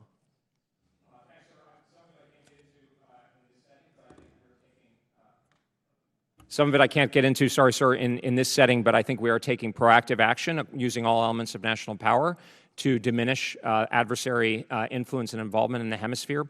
On the issue of Cuba, I'll obviously defer to the State Department or the White House, but I think we recognize clearly the danger and the menace posed by the government in Havana. Well, I also think that the government that's still in Venezuela, it's the interim dictator, now the interim president, is also continues to pose a threat to the United States. No matter how they are cooperating with us now, they're just waiting us out. Thank you, and I yield back. Thank you. Ms. Jacobs, you're recognized for 5 minutes. Thank you, Mr. Chairman. Mr. Colby, good to see you again. To date, the Department has failed to comply with Section 1067 of the FY25 NDAA, which requires the Department to provide us with copies of each extant execute order issued at the direction of the President and the Secretary. When can we expect the Department to comply with this law? I'll have to get back to you, ma'am. Okay, thank you. Are we at war with Iran? I think we're in a military action at this point. I'll leave it to Congress and lawyers, et cetera, from the administration to determine the exact. Okay, so yesterday, the President said we're doing very well on the war front, and previously he said we should expect American casualties because, quote, that often happens in war. So is the President wrong when he says we are at war? Well, I won't add or subtract anything to the President. I wouldn't presume to do so, but I know this is a material matter in front of the Congress and between the administration, and I'm not the right person to weigh in on exactly the criteria. Okay.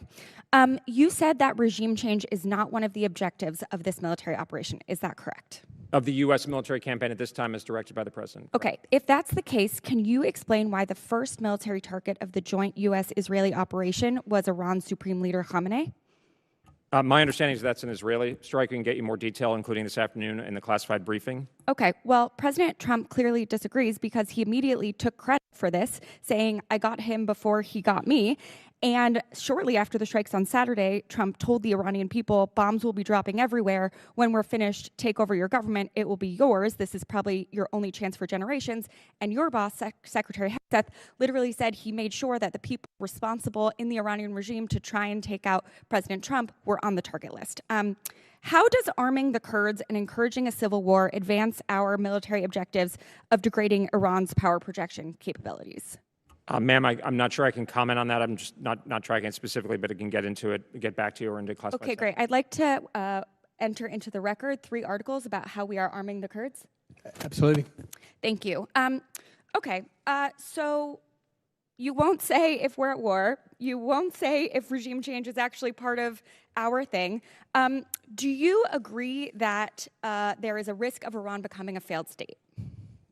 I think there are a wide range of risks, but I think those are the kinds of things that we are precisely seeking to avoid and capitalize on to make sure it's net beneficial for the American people. Okay, and does the department actually have a plan to avoid that and prevent a failed state in this very strategic part of the world? Well, without fixating on the specific eventuality, ma'am, I would say the department is actively planning to ensure that we are, deliver on the president's objective of a net beneficial result for this military campaign. Okay, you keep saying that it's important that we have a plan and that you are working on the plan. What is the plan? Ma'am, I can, it may be worth when my colleagues, or we can go in, but particularly when my colleagues come over and brief this afternoon, you may ask them. Obviously, we're not going to talk about that in open session. Okay. How long will this war last? How much longer will our service members have to sacrifice their lives? So I'm not going to take away the president's decision space. He's got the wide range. He's the master of that.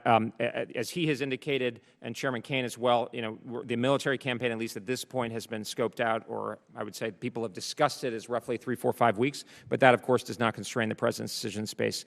But again, goes back to the kind of phasing of the military campaign that's been given specifically to the U.S. Armed Forces. Okay. And what about cost? Can you say how much this will cost the American people?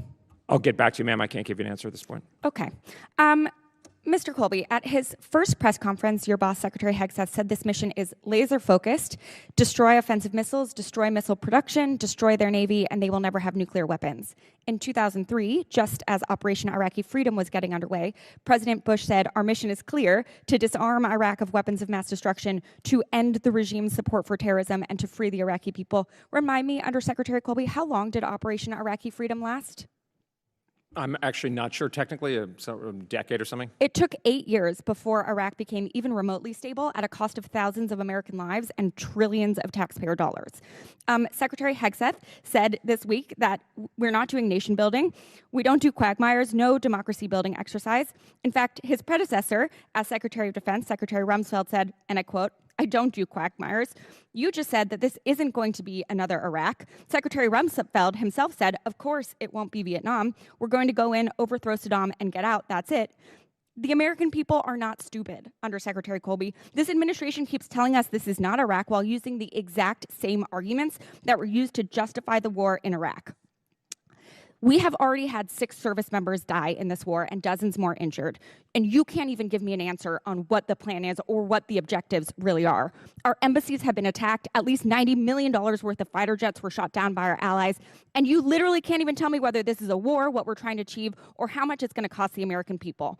My generation has been paying our entire lives for forever wars that your president promised to end, and yet you sit here today unable to provide us with any clarity. Our service members and the American people deserve better. Mr. Chairman, I yield back. Thank you. Mr. Luttrell, you're recognized for 5 minutes. Thank you, Mr. Chairman. And I would first like to say my thoughts and prayers are with the family, hopefully are with the families of the service members that we lost. May the good Lord put peace in everyone's heart. Mr. Colby, thank you for being here today. In the NDS, it emphasizes our essential responsibility at the Department of War is to ensure that we always are able to negotiate from a position of strength in order to sustain peace in the Indo-Pacific. What is your perspective on ensuring we have self-sustaining energy capabilities to operate in a contested space?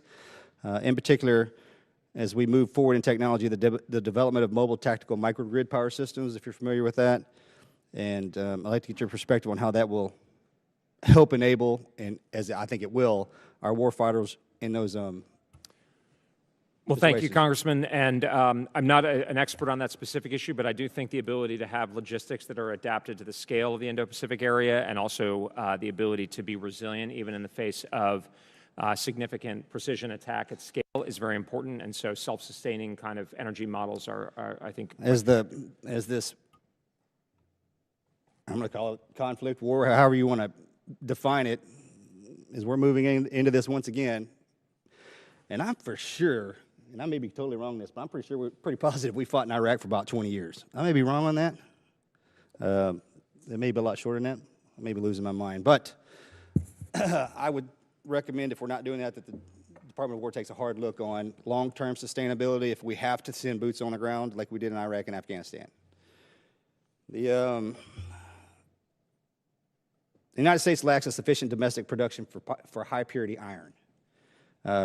High-purity iron serves as a foundation input for the rare earth magnets, permanent magnets, naval shipbuilding alloys, electrical systems, hypersonic systems, and other advanced defense applications. Where do we stand on that currently if we're trying to pull everything back into the United States? Sir, I'm sorry, I'll have to get back to you. I don't have an update. I'm going to get something to you here in a second, I promise. What's your familiarity on subsea cabling as far as the Department? Somewhat, obviously limited in what I can say in this setting. Are you familiar with the department's stance on, in any way, shape, or form, subsea cabling? Yes, I'm familiar in general terms, not trying to be evasive, just obviously a lot of that's behind the Do you know how much information travels underneath the subsea cabling systems from the United States everywhere? I don't have a precise figure, but I think it's a lot. 95 to 99% of all communications, including the Department of War's information, travels under the water, not over top of our head. I'm curious of what the offensive, defensive capabilities of protection of these subsea cabling systems is and what the strategy will be moving forward. And my concern is, because we talk about the Department of War, I've been asking every secretary, deputy secretary, and all their buddies, who's responsible for the subsea cable protection for the United States? And I've got Department of War, Homeland Security, Commerce, DOJ, FCC, the dude walking down the street, and probably the guy that flew the plane here to get me back to D.C., touches this in some way.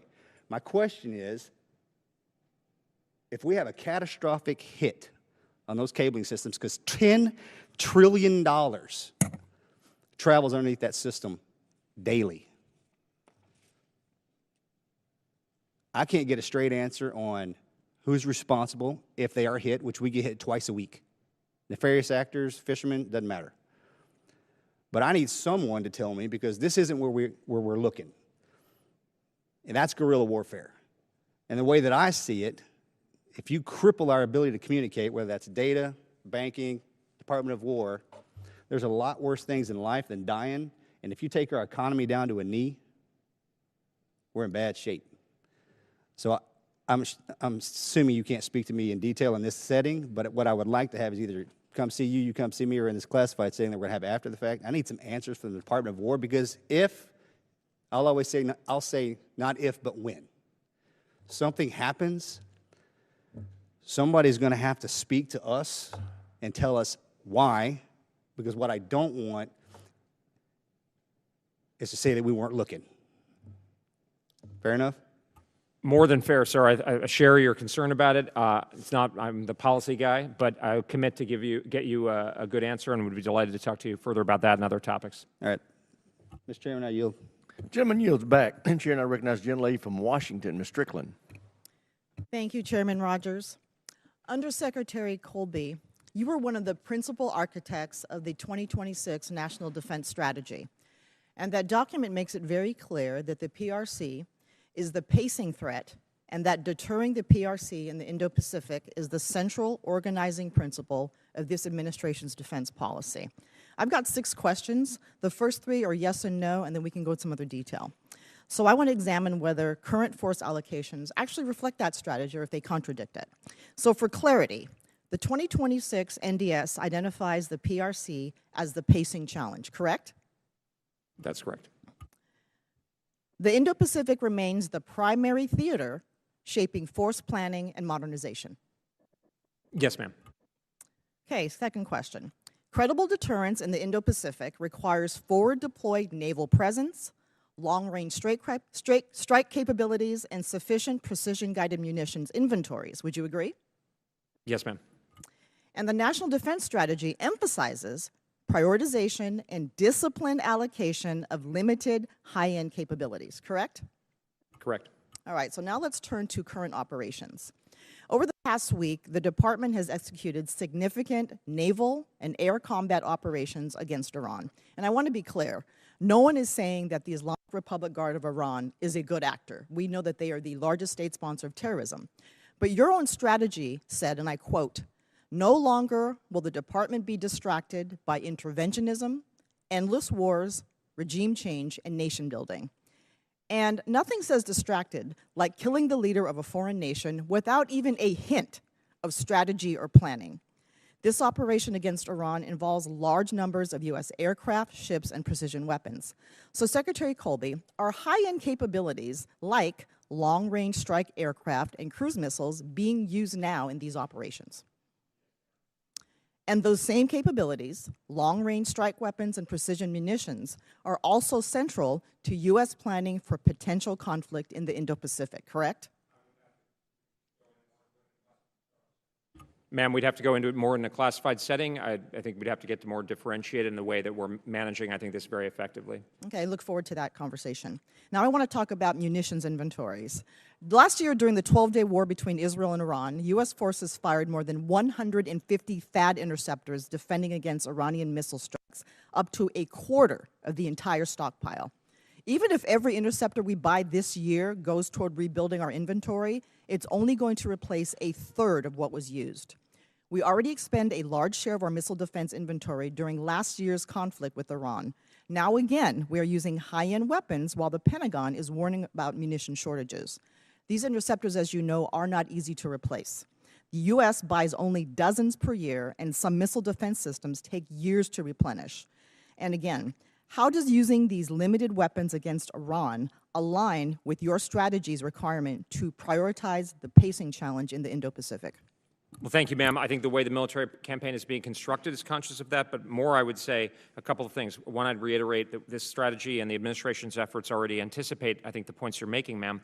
One, with the $1.5 trillion budget request. Two, with the extraordinary, unprecedented degree from the president on down of overhauling something I think we all agree with, was talking to Congressman Khanna about as well, about getting defense industry to produce at a much higher scale. I mean, $1 trillion is a lot of money for the American people. Spend $1.5 trillion is a lot of, we should be getting better results, and our allies and partners stepping up. And then in the classified session, maybe a bit more, we're also thinking about how do we really think about novel ways for the force to be prepared to fight in a way that ensures effective defense. And I think we've got a very good plan, and I'm confident, and also I think both our friends and potential foes are seeing the prowess of the joint force, and that also contributes to deterrence. Yeah, and as far as requesting more funding, we dramatically increased the budget for ICE.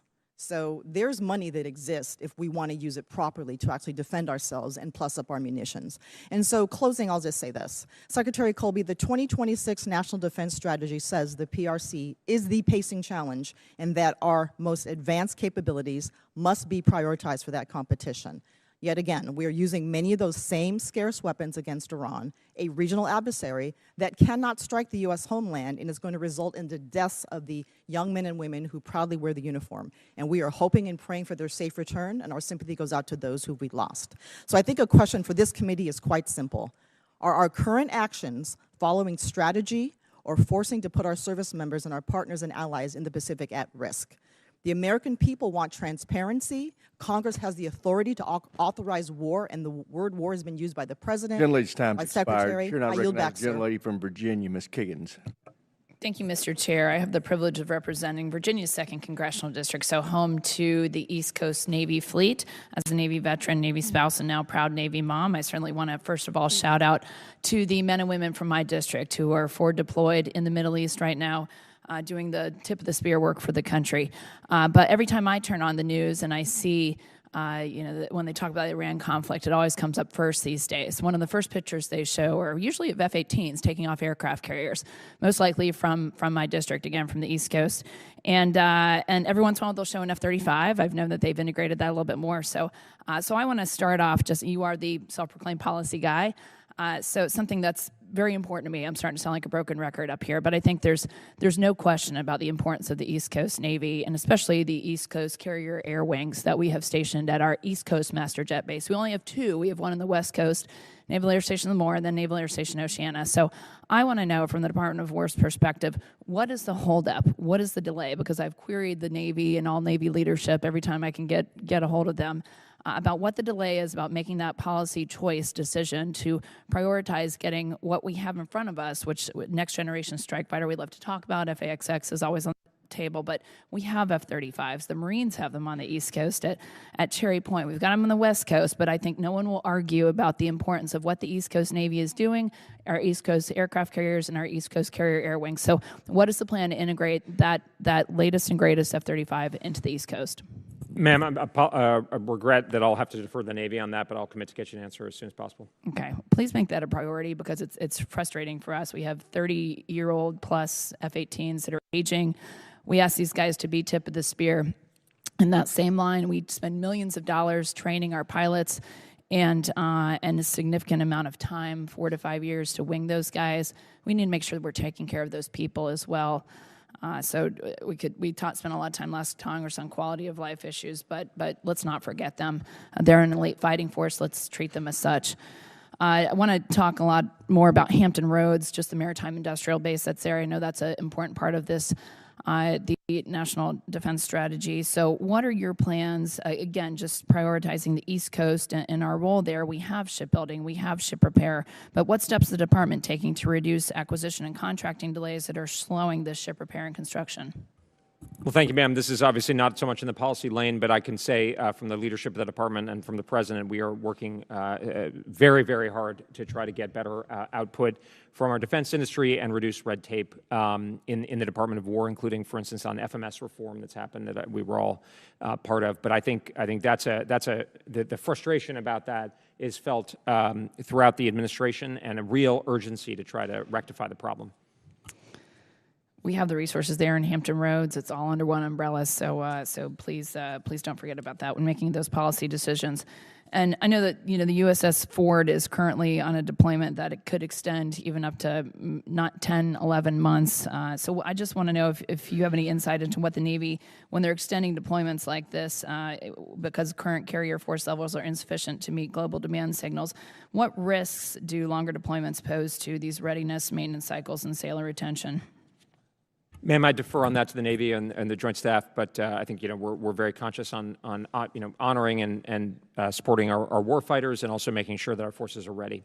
How often do you get to sit down with Navy leadership? Because it sounds like you're not communicating with them a lot. Pretty frequently, but more on sort of strategic issues. Again, just to reiterate, I mean, I sort of know my role and what my role isn't. I'm not the one trying to tell the Navy how to do their business, but I've sat down with Admiral Cottle and Secretary Phelan on a range of strategic guidance documents, on the AUKUS review, and a number of other issues. But I'm not trying to tell them how to manage, the aircraft carrier readiness schedule and that sort of thing. Can I ask who is the one trying to tell the Navy how to do their business? I don't know. Okay, I'd like that name, please, when you get a chance. Switching gears a little bit, in my last remaining seconds, talk about munitions capacity and Ukraine support. The war in Ukraine, Operation Epic Fury in Iran have drawn heavily on U.S. precision munitions and air defense interceptors. Has the department increased production of key munitions such as artillery shells, air defense interceptors, and long-range missiles over the past year? I'm sorry, could you say that again? I apologize. Has the Department of War increased production of key munitions such as artillery shells, air defense interceptors, and long-range missiles over the past year? I'm worried about. I'd have to get you specific figures, ma'am, but we certainly are moving very much in the right direction. I'm confident that we're going to continue acceleration. My time has expired. I'll yield back. Chair, I recognize the gentleman from New York, Mr. Ryan. Thank you, Mr. Chair. Morning, Mr. Colby. I want to start with a quote.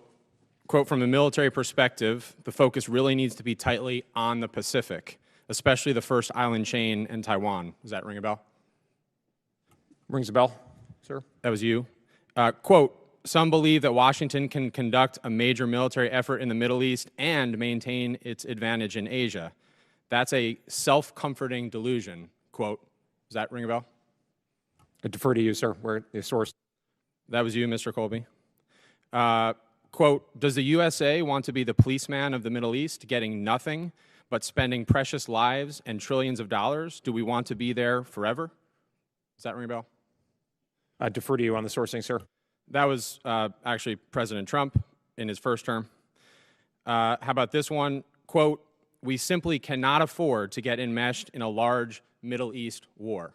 That one? I defer to you, sir. That was actually you, Mr. Colby. One more time, quote, our interest, I think, very much is in not going to war with Iran. It would be a huge distraction of resources. It would be massively expensive to our country. That one? Defer to you, sir. That's the Vice President, Mr. Vance, in October of 2024. Last one. Quote, an intervention would not only cost American lives, but also consume vast munitions and equipment and distract American readiness from Asia, harming U.S. capacity to deter China. That one? Defer to you on sourcing, sir. And I'm not trying to play gotcha. I'm trying to understand a massive inconsistency in what you've said and others in the administration. That was actually from a piece that you wrote. I'll put the title up just to help recall. I think it's pretty straightforward. And I remember reading it, and largely agreeing with it at the time. The subhead of the piece, the title, "Don't Let Iran Distract from China," the subhead, "Beijing's bid to dominate Asia is a far greater threat than anything Tehran can do in the Middle East." Mr. Chairman, I ask unanimous consent to enter this article from the Wall Street Journal, by the way, into the record. Without objection, so ordered. Thank you, Mr. Chair. Mr. Colby, my question is, do you still believe this? Excuse me. Sir, I don't think we are going to be distracted. We're very conscious of this, the strategy and the efforts of the department, including $1.5 trillion. Not the distraction piece. I mean, you're very clear that it's a mistake, that there's a far greater threat. Sir, I don't think the current operations are a mistake. I think we are scoping the military objectives in light of the overall strategy under the President's direction. They are reasonable and attainable military objectives. In the interest of time, I think any reasonable observer would say there's a massive inconsistency in what you've said for years and frankly dedicate a lot of your personal career to before this position versus what you're doing now. So the question is, were you wrong then or are you wrong now? I don't agree with your characterization, sir. That's fine. And to bring it to the present moment, as many of my colleagues have quoted, the National Defense Strategy, which you wrote, or helped lead anyway, which was signed by the Secretary of Defense, which was approved by the President, begins with a line that, for good reason, has been repeated many times today, and I'll repeat it again on the record. No longer will the Department be distracted by interventionism, endless wars, regime change, and nation building. In case that wasn't crystal clear, in October 2024, then candidate Trump said, quote, "You're not going to have a war with me." In case that wasn't clear, in his victory speech on election night, he said, quote, "I'm not going to start a war. I'm going to stop wars." My constituents, the American people, everybody watching this, how could we consider that anything but just a straight up betrayal of promises made and a lack of any strategic coherence? I frankly think, and I don't use this word lightly, I think you are lying to the American people about it. I think the Vice President has lied about it. The President is lying about it. And to bring it into stark relief is these 6 brave patriots that we lost. And don't you think we at least owe them and their tremendous sacrifice, which our nation is grateful for, just being honest? And you came in here and 3 or 4 times, at least when I was in the room, going out of your way to say, "I'm a loyal lieutenant to the President." And I know you're exhausted because I don't think you actually agree with a lot of what he's doing. So I'm going to give you a chance to at least say that. Well, I fully reject your characterization, sir, and I am being honest, and I think this is, this administration is going to be prepared for peace through strength, and that's what the President's talked about. Gentleman's has delivered expired. Chair now recognizes the gentleman from Georgia, Mr. McCormick. Thank you, Mr. Chair. I'm actually going to help explain this to one of my peers here as we do this hearing, because I think I know where you're going with this. And it's with the statements you've made, I know what you're talking about when you talk about getting involved in Iran in a forever war. Would you consider this a forever war? No, sir. In some ways, I would say we've been at war with them for about 50 years. We've been attacked over 40 times through their proxies and their weaponry. We've had Georgians recently killed by their weaponry. He just talked about, my friend from the other side of the aisle just talked about the 6 lives we lost. We lost over 200 Marines in one day from Iranian proxies. Some of them were my friends. I have a buddy of mine who was blown out of a window that day who I played rugby with for many years. He'll never forget that. We don't forget. The fact is, the Biden administration and the Obama administration have both given them money, billions of dollars, and allowed them to have access to billions of dollars that have funded terrorism throughout the Middle East and the world. And quite frankly, they were nearing the precipice of nuclear arms. And then on top of that, they were able to produce about 100 advanced weaponry platforms as we opposed them with about 7 during the same time frame of about a month. They're outproducing us with something much cheaper too. Would you say that that new information, that new technology has kind of also changed our foreign policy in that region, knowing that Iran now has become disproportionately more powerful and more of a threat to the United States and the entire world in its stability? Well, thanks, Congressman. I would say you're right, absolutely right, and agreed to put your finger on the reconstitution of Iran's missile and drone capability and so forth, and the balance between Iran has been at a weaker point after Operation Midnight Hammer and the 12-day war. But we could see, as the Secretary pointed out the other day, that Iran was going to build up a conventional shield from which it could then seek to again resume its nuclear ambitions. So this was the time to take action in a way that's consistent with the strategy, which is, of course, with Israel, with our Gulf partners. Now we're seeing partners from around the world in a way that was scoped and attainable military objectives. Those are the objectives of the campaign. And so I think that's why it's going to be, and it's not going to be a forever war. It's not going to be a nation-building effort, as the President and the Secretary have made clear. I think that's the take-home for me, is that when you show strength, when you develop relationships with other nations, and the Abraham Accords, and seeing the other countries in that region that traditionally were not friendly to us historically. When I was there in the 90s, I was stationed in the Persian Gulf and deployed there several times. We didn't have the relationship we have now. This huge advancement was made through the first Trump administration with the Abraham Accords, has benefited us in amazing ways, not just economically, but strategically and militarily in that region. I think times have changed. And I want to point out, I was going to make this all about the Marine Corps and the amphibious shipping, because that's what I focus on typically. But I think this is much bigger than all that. It doesn't matter how many Marines you put there. I'm not talking about boots on the ground. It is a limited projected war. Now, you could say it's a war.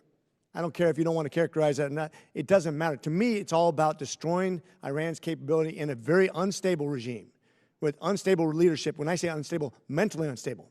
People that could start a nuclear holocaust. Anybody who's read the book Nuclear War should be scared to death of a country with 2 nuclear arms. Times have changed. Technology have changed, and the threat has changed. And I think what's your point, and I want you to summarize for me, because I got about a minute and a half, but summarize why the United States could not any longer stand on the sidelines and literally supplement. And I'll go back to the Obama administration, which gave them billions of dollars in bad faith, because they never were honest with us in negotiations. And the Obama administration, which said, or the Biden administration has said, I'm going to take off sanctions, allow you to have billions of dollars more to then fund terrorism throughout the entire regions, which America died by. And now they want to be a nuclear power? Just tell me what the consequences are long-term in American lives, what the potential, even if it's a 10% chance that they could kill millions of people, wouldn't that be a reason to act? I think, sir, as you pointed out, and the President has been clear, that and the Vice President as well, that we will ensure that and the strategy makes clear that we will deny Iran a nuclear weapon. The Islamic Republic was rebuilding its military capabilities, and so the military campaign is designed to degrade that. It's designed to take advantage of a range of realistic outcomes, but it's clearly a threat to the United States, to Israel, to our allies and partners in the Gulf and beyond. And I'll just use my last 15 seconds to say it's interesting when we lost 2,462 lives in Afghanistan and we had already won it, paid the price, we then gave it back to the same people we took it from, and that's the Biden administration's legacy. With that, I yield. Gentleman's time has expired. The chair and I recognize the gentleman from California, Mr. Cisneros. Thank you, Mr. Chairman. Thank you, Mr. Colby, Secretary Colby, for being here today. I want to go back to the Gerald Ford. Was there an SDOB meeting before the Ford was moved down to off the coast of Venezuela? Sir, I'd have to defer that question. I'll get back to you with, not sure what I can say in this open session. Okay. Were you part of that meeting?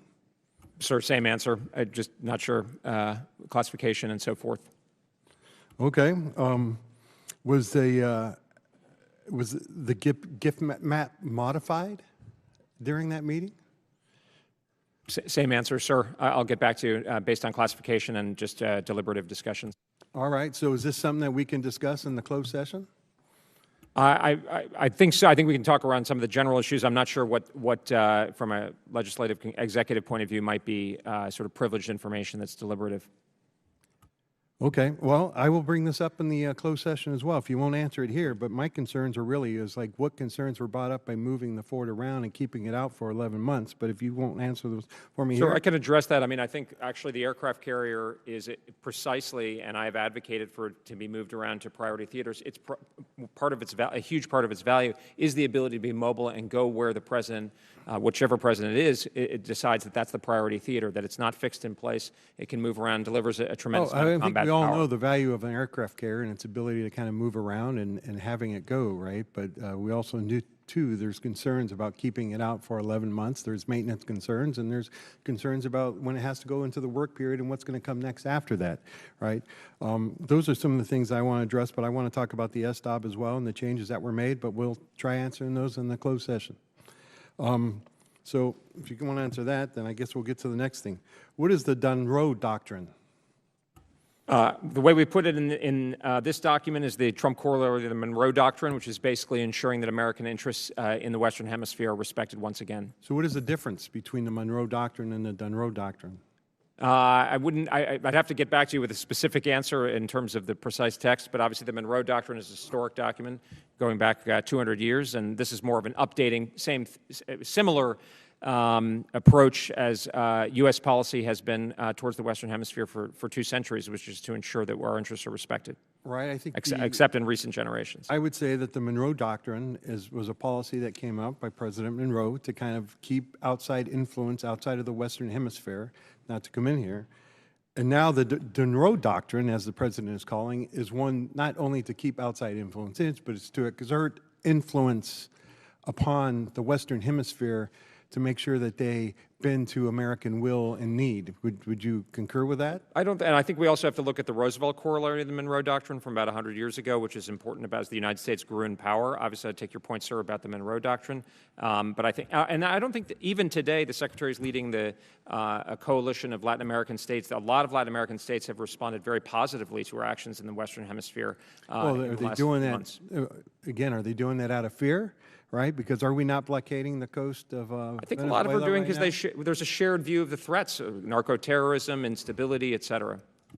Well, again, okay, now you want to talk about narco-terrorism, and we'll get to that, but what authority does the Department of Defense have to conduct these operations, which are basically lawful operations to kind of supersede and bomb these boats that are claiming to be transporting illegal drugs? We don't know because we're just bombing them and we never kind of go in there and kind of see or try to gather any of the evidence.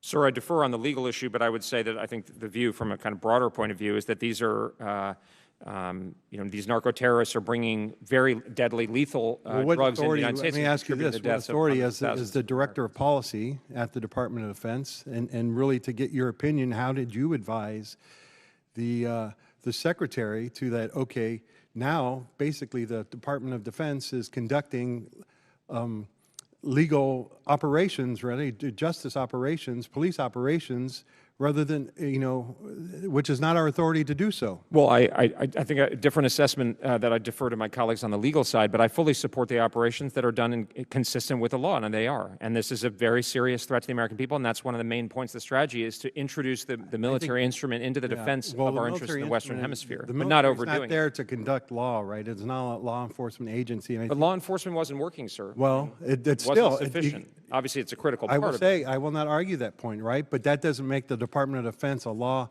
All of a sudden now it has to start enforcing the law because it wasn't being done properly. With that, I yield back. Gentleman's time's expired. I've just been made aware by staff that we have a hard stop at 12:45 to go into classified session. So we will try to adhere to that. Mr. McGuire of Virginia is recognized. Thank you, Mr. Chairman. Thank you, Secretary Colby. And thank you to all of our men and women that are veterans or continuing to serve our country that are here. I say it all the time, and I mean it. Of all the committees I could be on, this is my favorite committee because I'm a protector, I'm a father of 5, I'm a Navy SEAL veteran, and I know we would not have a country without our men and women who serve in our incredible military. We have the best military in the world with the best spirit and the best training and the best equipment. And evidence of that is Operation Midnight Hammer. Who would have thought that we could do that? I bet you our adversaries can't believe how successful that mission was. How about Absolute Resolve? Amazing. All equipment in, out, all people out. And of course, Epic Fury. 49 leaders. One of the number one things you want to do is take out leadership. And that could normally take 6 months to a year and lots of boots on the ground. One strike took that out. And of course, air superiority. But we couldn't do that without the leadership of this Commander-in-Chief, Secretary of War Pete Hegseth, General Kane, Secretary Colby, and the Department of War, but also without the leadership of the Chairman and this committee. That success is because of what we do here. So My message to our troops that might be watching this is, as we mourn our fallen, we've lost 1,000 or more troops over the last 47 years. To their families, we're praying for you. To our troops that are on the front line right now, we have got your back. We can do politics later, but right now as a country, we need to all be on the same team, wearing the same jersey, and that jersey says USA. One of the worst things in the world is to be deployed downrange and see your representatives downplaying what you're doing and how important it is. They are on the front line. We can disagree, okay, but let's worry about that later. Let's make sure they're fully supported. Now, right now, I believe 3.8% of our forces in the Middle East in these operations. China has a philosophy. They believe that anything can and should be used as a weapon, and that's why we're dealing with them all over the place. Iran, I believe that Ukraine, we learned a lot about drones. We weren't even talking about that until Ukraine-Russia conflict. But these drones and what we've learned has made us better. We have peace through strength, thanks to Secretary Pete Hegseth.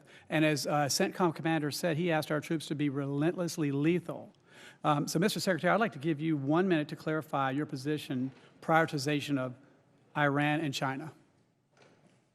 Sir, I think under the President's leadership and the Secretary's leadership, we are prioritizing the first island chain in accordance with his national security strategy and national defense strategy, while we are also enabling him to take decisive action along the lines of the military campaign that he's authorized against the Islamic Republic of Iran, which is in the strategy. This is fully encompassed, and it builds on the successful Operation Midnight Hammer. And as I said earlier, I think it contributes to deterrence around the world.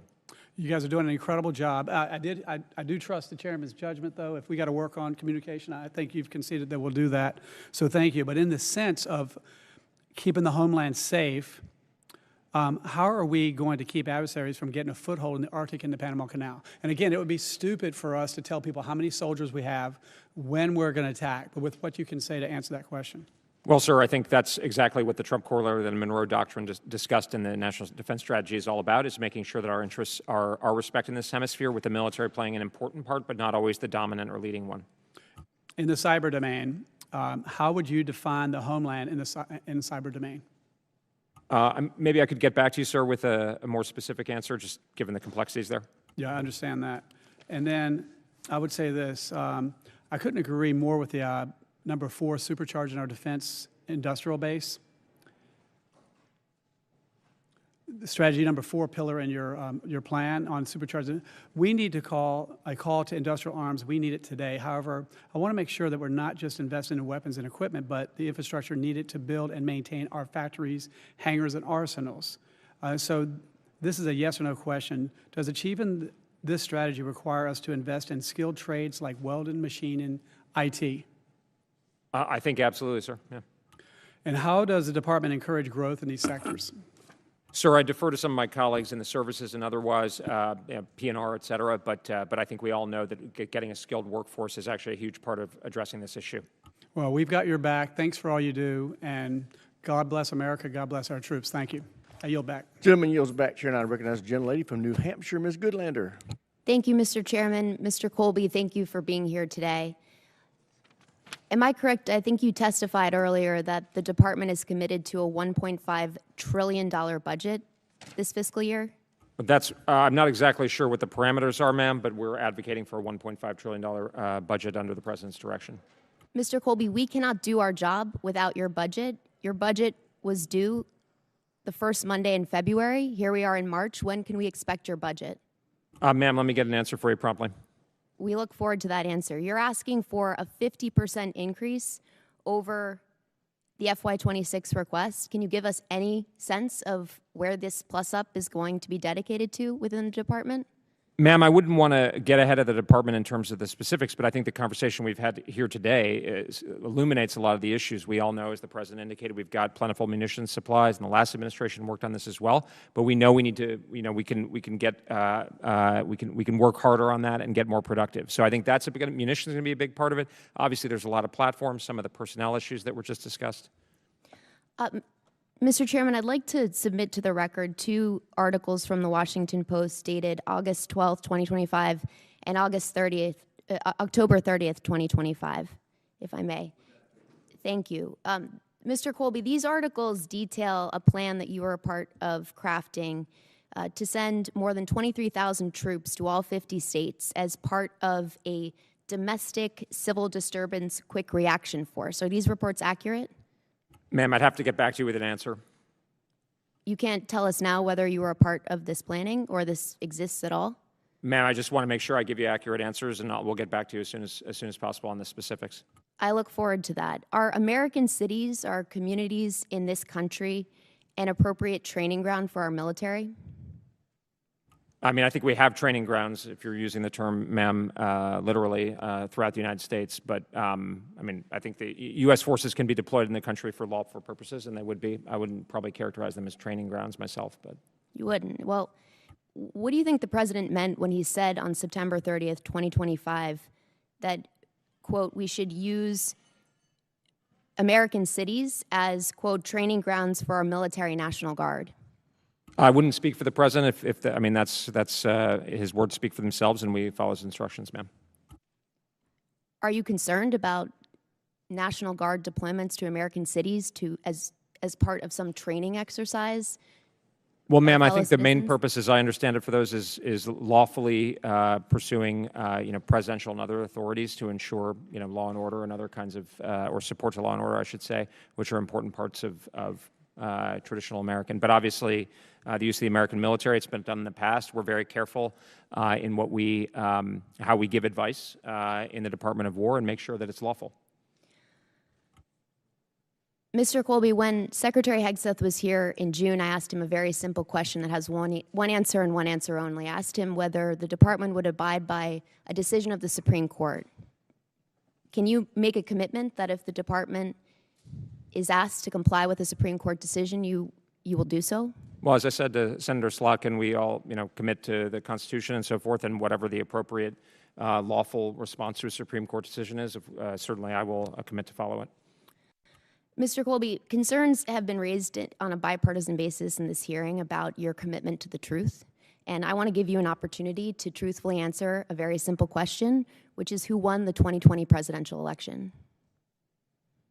Ma'am, I'm not going to talk about that issue. It's not irrelevant to my responsibilities here, but I fully rebut any characterization that I'm not being truthful.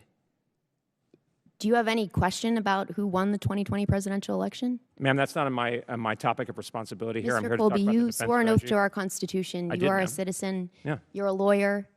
I'm not a lawyer, actually, but yeah. Well, I went to law school.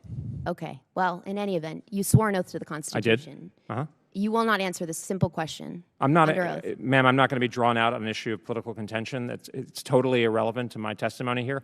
I'm here being very open with all of you, and I am being truthful, and I absolutely am being truthful. Well, it's very disappointing that you won't answer this basic question. With that, I yield back, Mr. Chairman. Gentleman yields back. Chair now recognizes the gentleman, Mr. Harrigan. Thank you, Mr. Chairman, and Secretary Colby, thanks for your testimony today. Really appreciate it. I would just like to say, I've been disposed in other meetings, but I've been watching C-SPAN here and watching your comments and watching some of the questions from the other side. And, the lack of commitment to the truth is something that continually is coming up from the other side. And I really take issue with that because I've heard many of my colleagues talk about how they don't know what the strategy is. The truth is that they have not read this document. The truth is that only 3 members from this committee actually went in to read the classified version of this document. And so when they sit here and they ask for what is the strategy, they simply don't know because they have not informed themselves. But very clearly there is a strategy, and that strategy is working to turn the tables on our adversaries around the globe, and we are seeing that play out in real time right now thanks to President Trump's commitment to peace through strength. And I think what most of us fail to understand sometimes is that because we were so weak for so long, we have had to exert force to reassert that strength. Certainly, I believe in wholeheartedly what the ranking member has said, which is we've got to have a commitment to the rules-based order. But the reality is when America is perceived to be incapable of enforcing the rules-based order, some things have to change. And I think this administration has properly understood that paradigm and responded to it. Simultaneously, as a veteran of the global war on terror, as many of my fellow veterans are very concerned about long-term, open-ended commitments overseas that take away from our focus on our strategic adversary, our true strategic adversary, which you have properly identified in this document as China. I would also caution my veteran friends to understand that sometimes we have to use force in order to not fight for the long term, that we are using a very specific application of force in such a decisive way that we are actually avoiding long-term conflict, and I think that's exactly what we are doing in Iran right now. So all of this being said, I do have a question for you. Given the action that we are taking in Iran, and when we look at our strategic stocks, our magazine depth, you've talked about your fourth pillar, which is supercharging the defense industrial base. If we are conducting sustained operations in the Middle East, what specific posture adjustments, munitions allocations, or surge authorities are in place right now to ensure that Beijing does not perceive an opportunity to move against Taiwan? Thank you very much, Congressman. I appreciate your comments very much, and maybe just kind of go in reverse order. I think in that maybe we can get more into in the closed session, but we are paying very close attention to the reactions of other potential opponents out there, and we see very clearly that the prowess of the joint force, which you have referred to, has a deterrent effect, but we are also paying very close attention at the nuts and bolts level, not only in terms of quantity, but in terms of how we're thinking about how we employ or how our armed forces would be employed for most effectively along the lines of a denial defense along the first island chain. So, sir, I think you nailed it there. I appreciate your points about veterans, sir, and I know you have a distinguished record yourself. I think that's exactly right. We certainly, I know Secretary Hegseth, all of us in the leadership of the department, Undersecretary Hansel, et cetera, we are all very conscious of this is not another Iraq war. This is not nation building. This is not an endless war. This is, but just as I said in my opening statement, we're not isolationists. We're not restrainers. We're flexible realists. We understand you've got a threat with the Islamic Republic. If you look too weak, then you get another problem. And so you got to get, as you said, sir, the best outcome, which is the fewest Americans, killed over time, or our interests disrespected, important interests disrespected. And sir, I appreciate your point about the truth. I take my commitment to the truth very seriously. To be a little humorous, I think if people who know me know that that is not one of my faults, being deceptive. I might be truthful almost to a fault. So I think I have plenty of other faults, but if that's the best that they can throw at me, anybody who knows me knows I'm not a false person. So I appreciate the opportunity to elaborate on that, sir. Hey, thank you, Secretary Colby, for all of that clarification, and I truly, truly encourage my colleagues, let's be about national security here, not politics. Thank you, and I yield back. Gentleman yields back. That will bring a close to the open portion of today's hearing. I thank the Secretary for being here, and I think that he has heard some concerns about communication and has pledged to improve communication between his office and this committee, and I look forward to that. We all want the department to be successful, and the best way for us to help that along is by having open channels of communication with your office. So with that, this open session is adjourned. We will reconvene at 1 o'clock in 2212.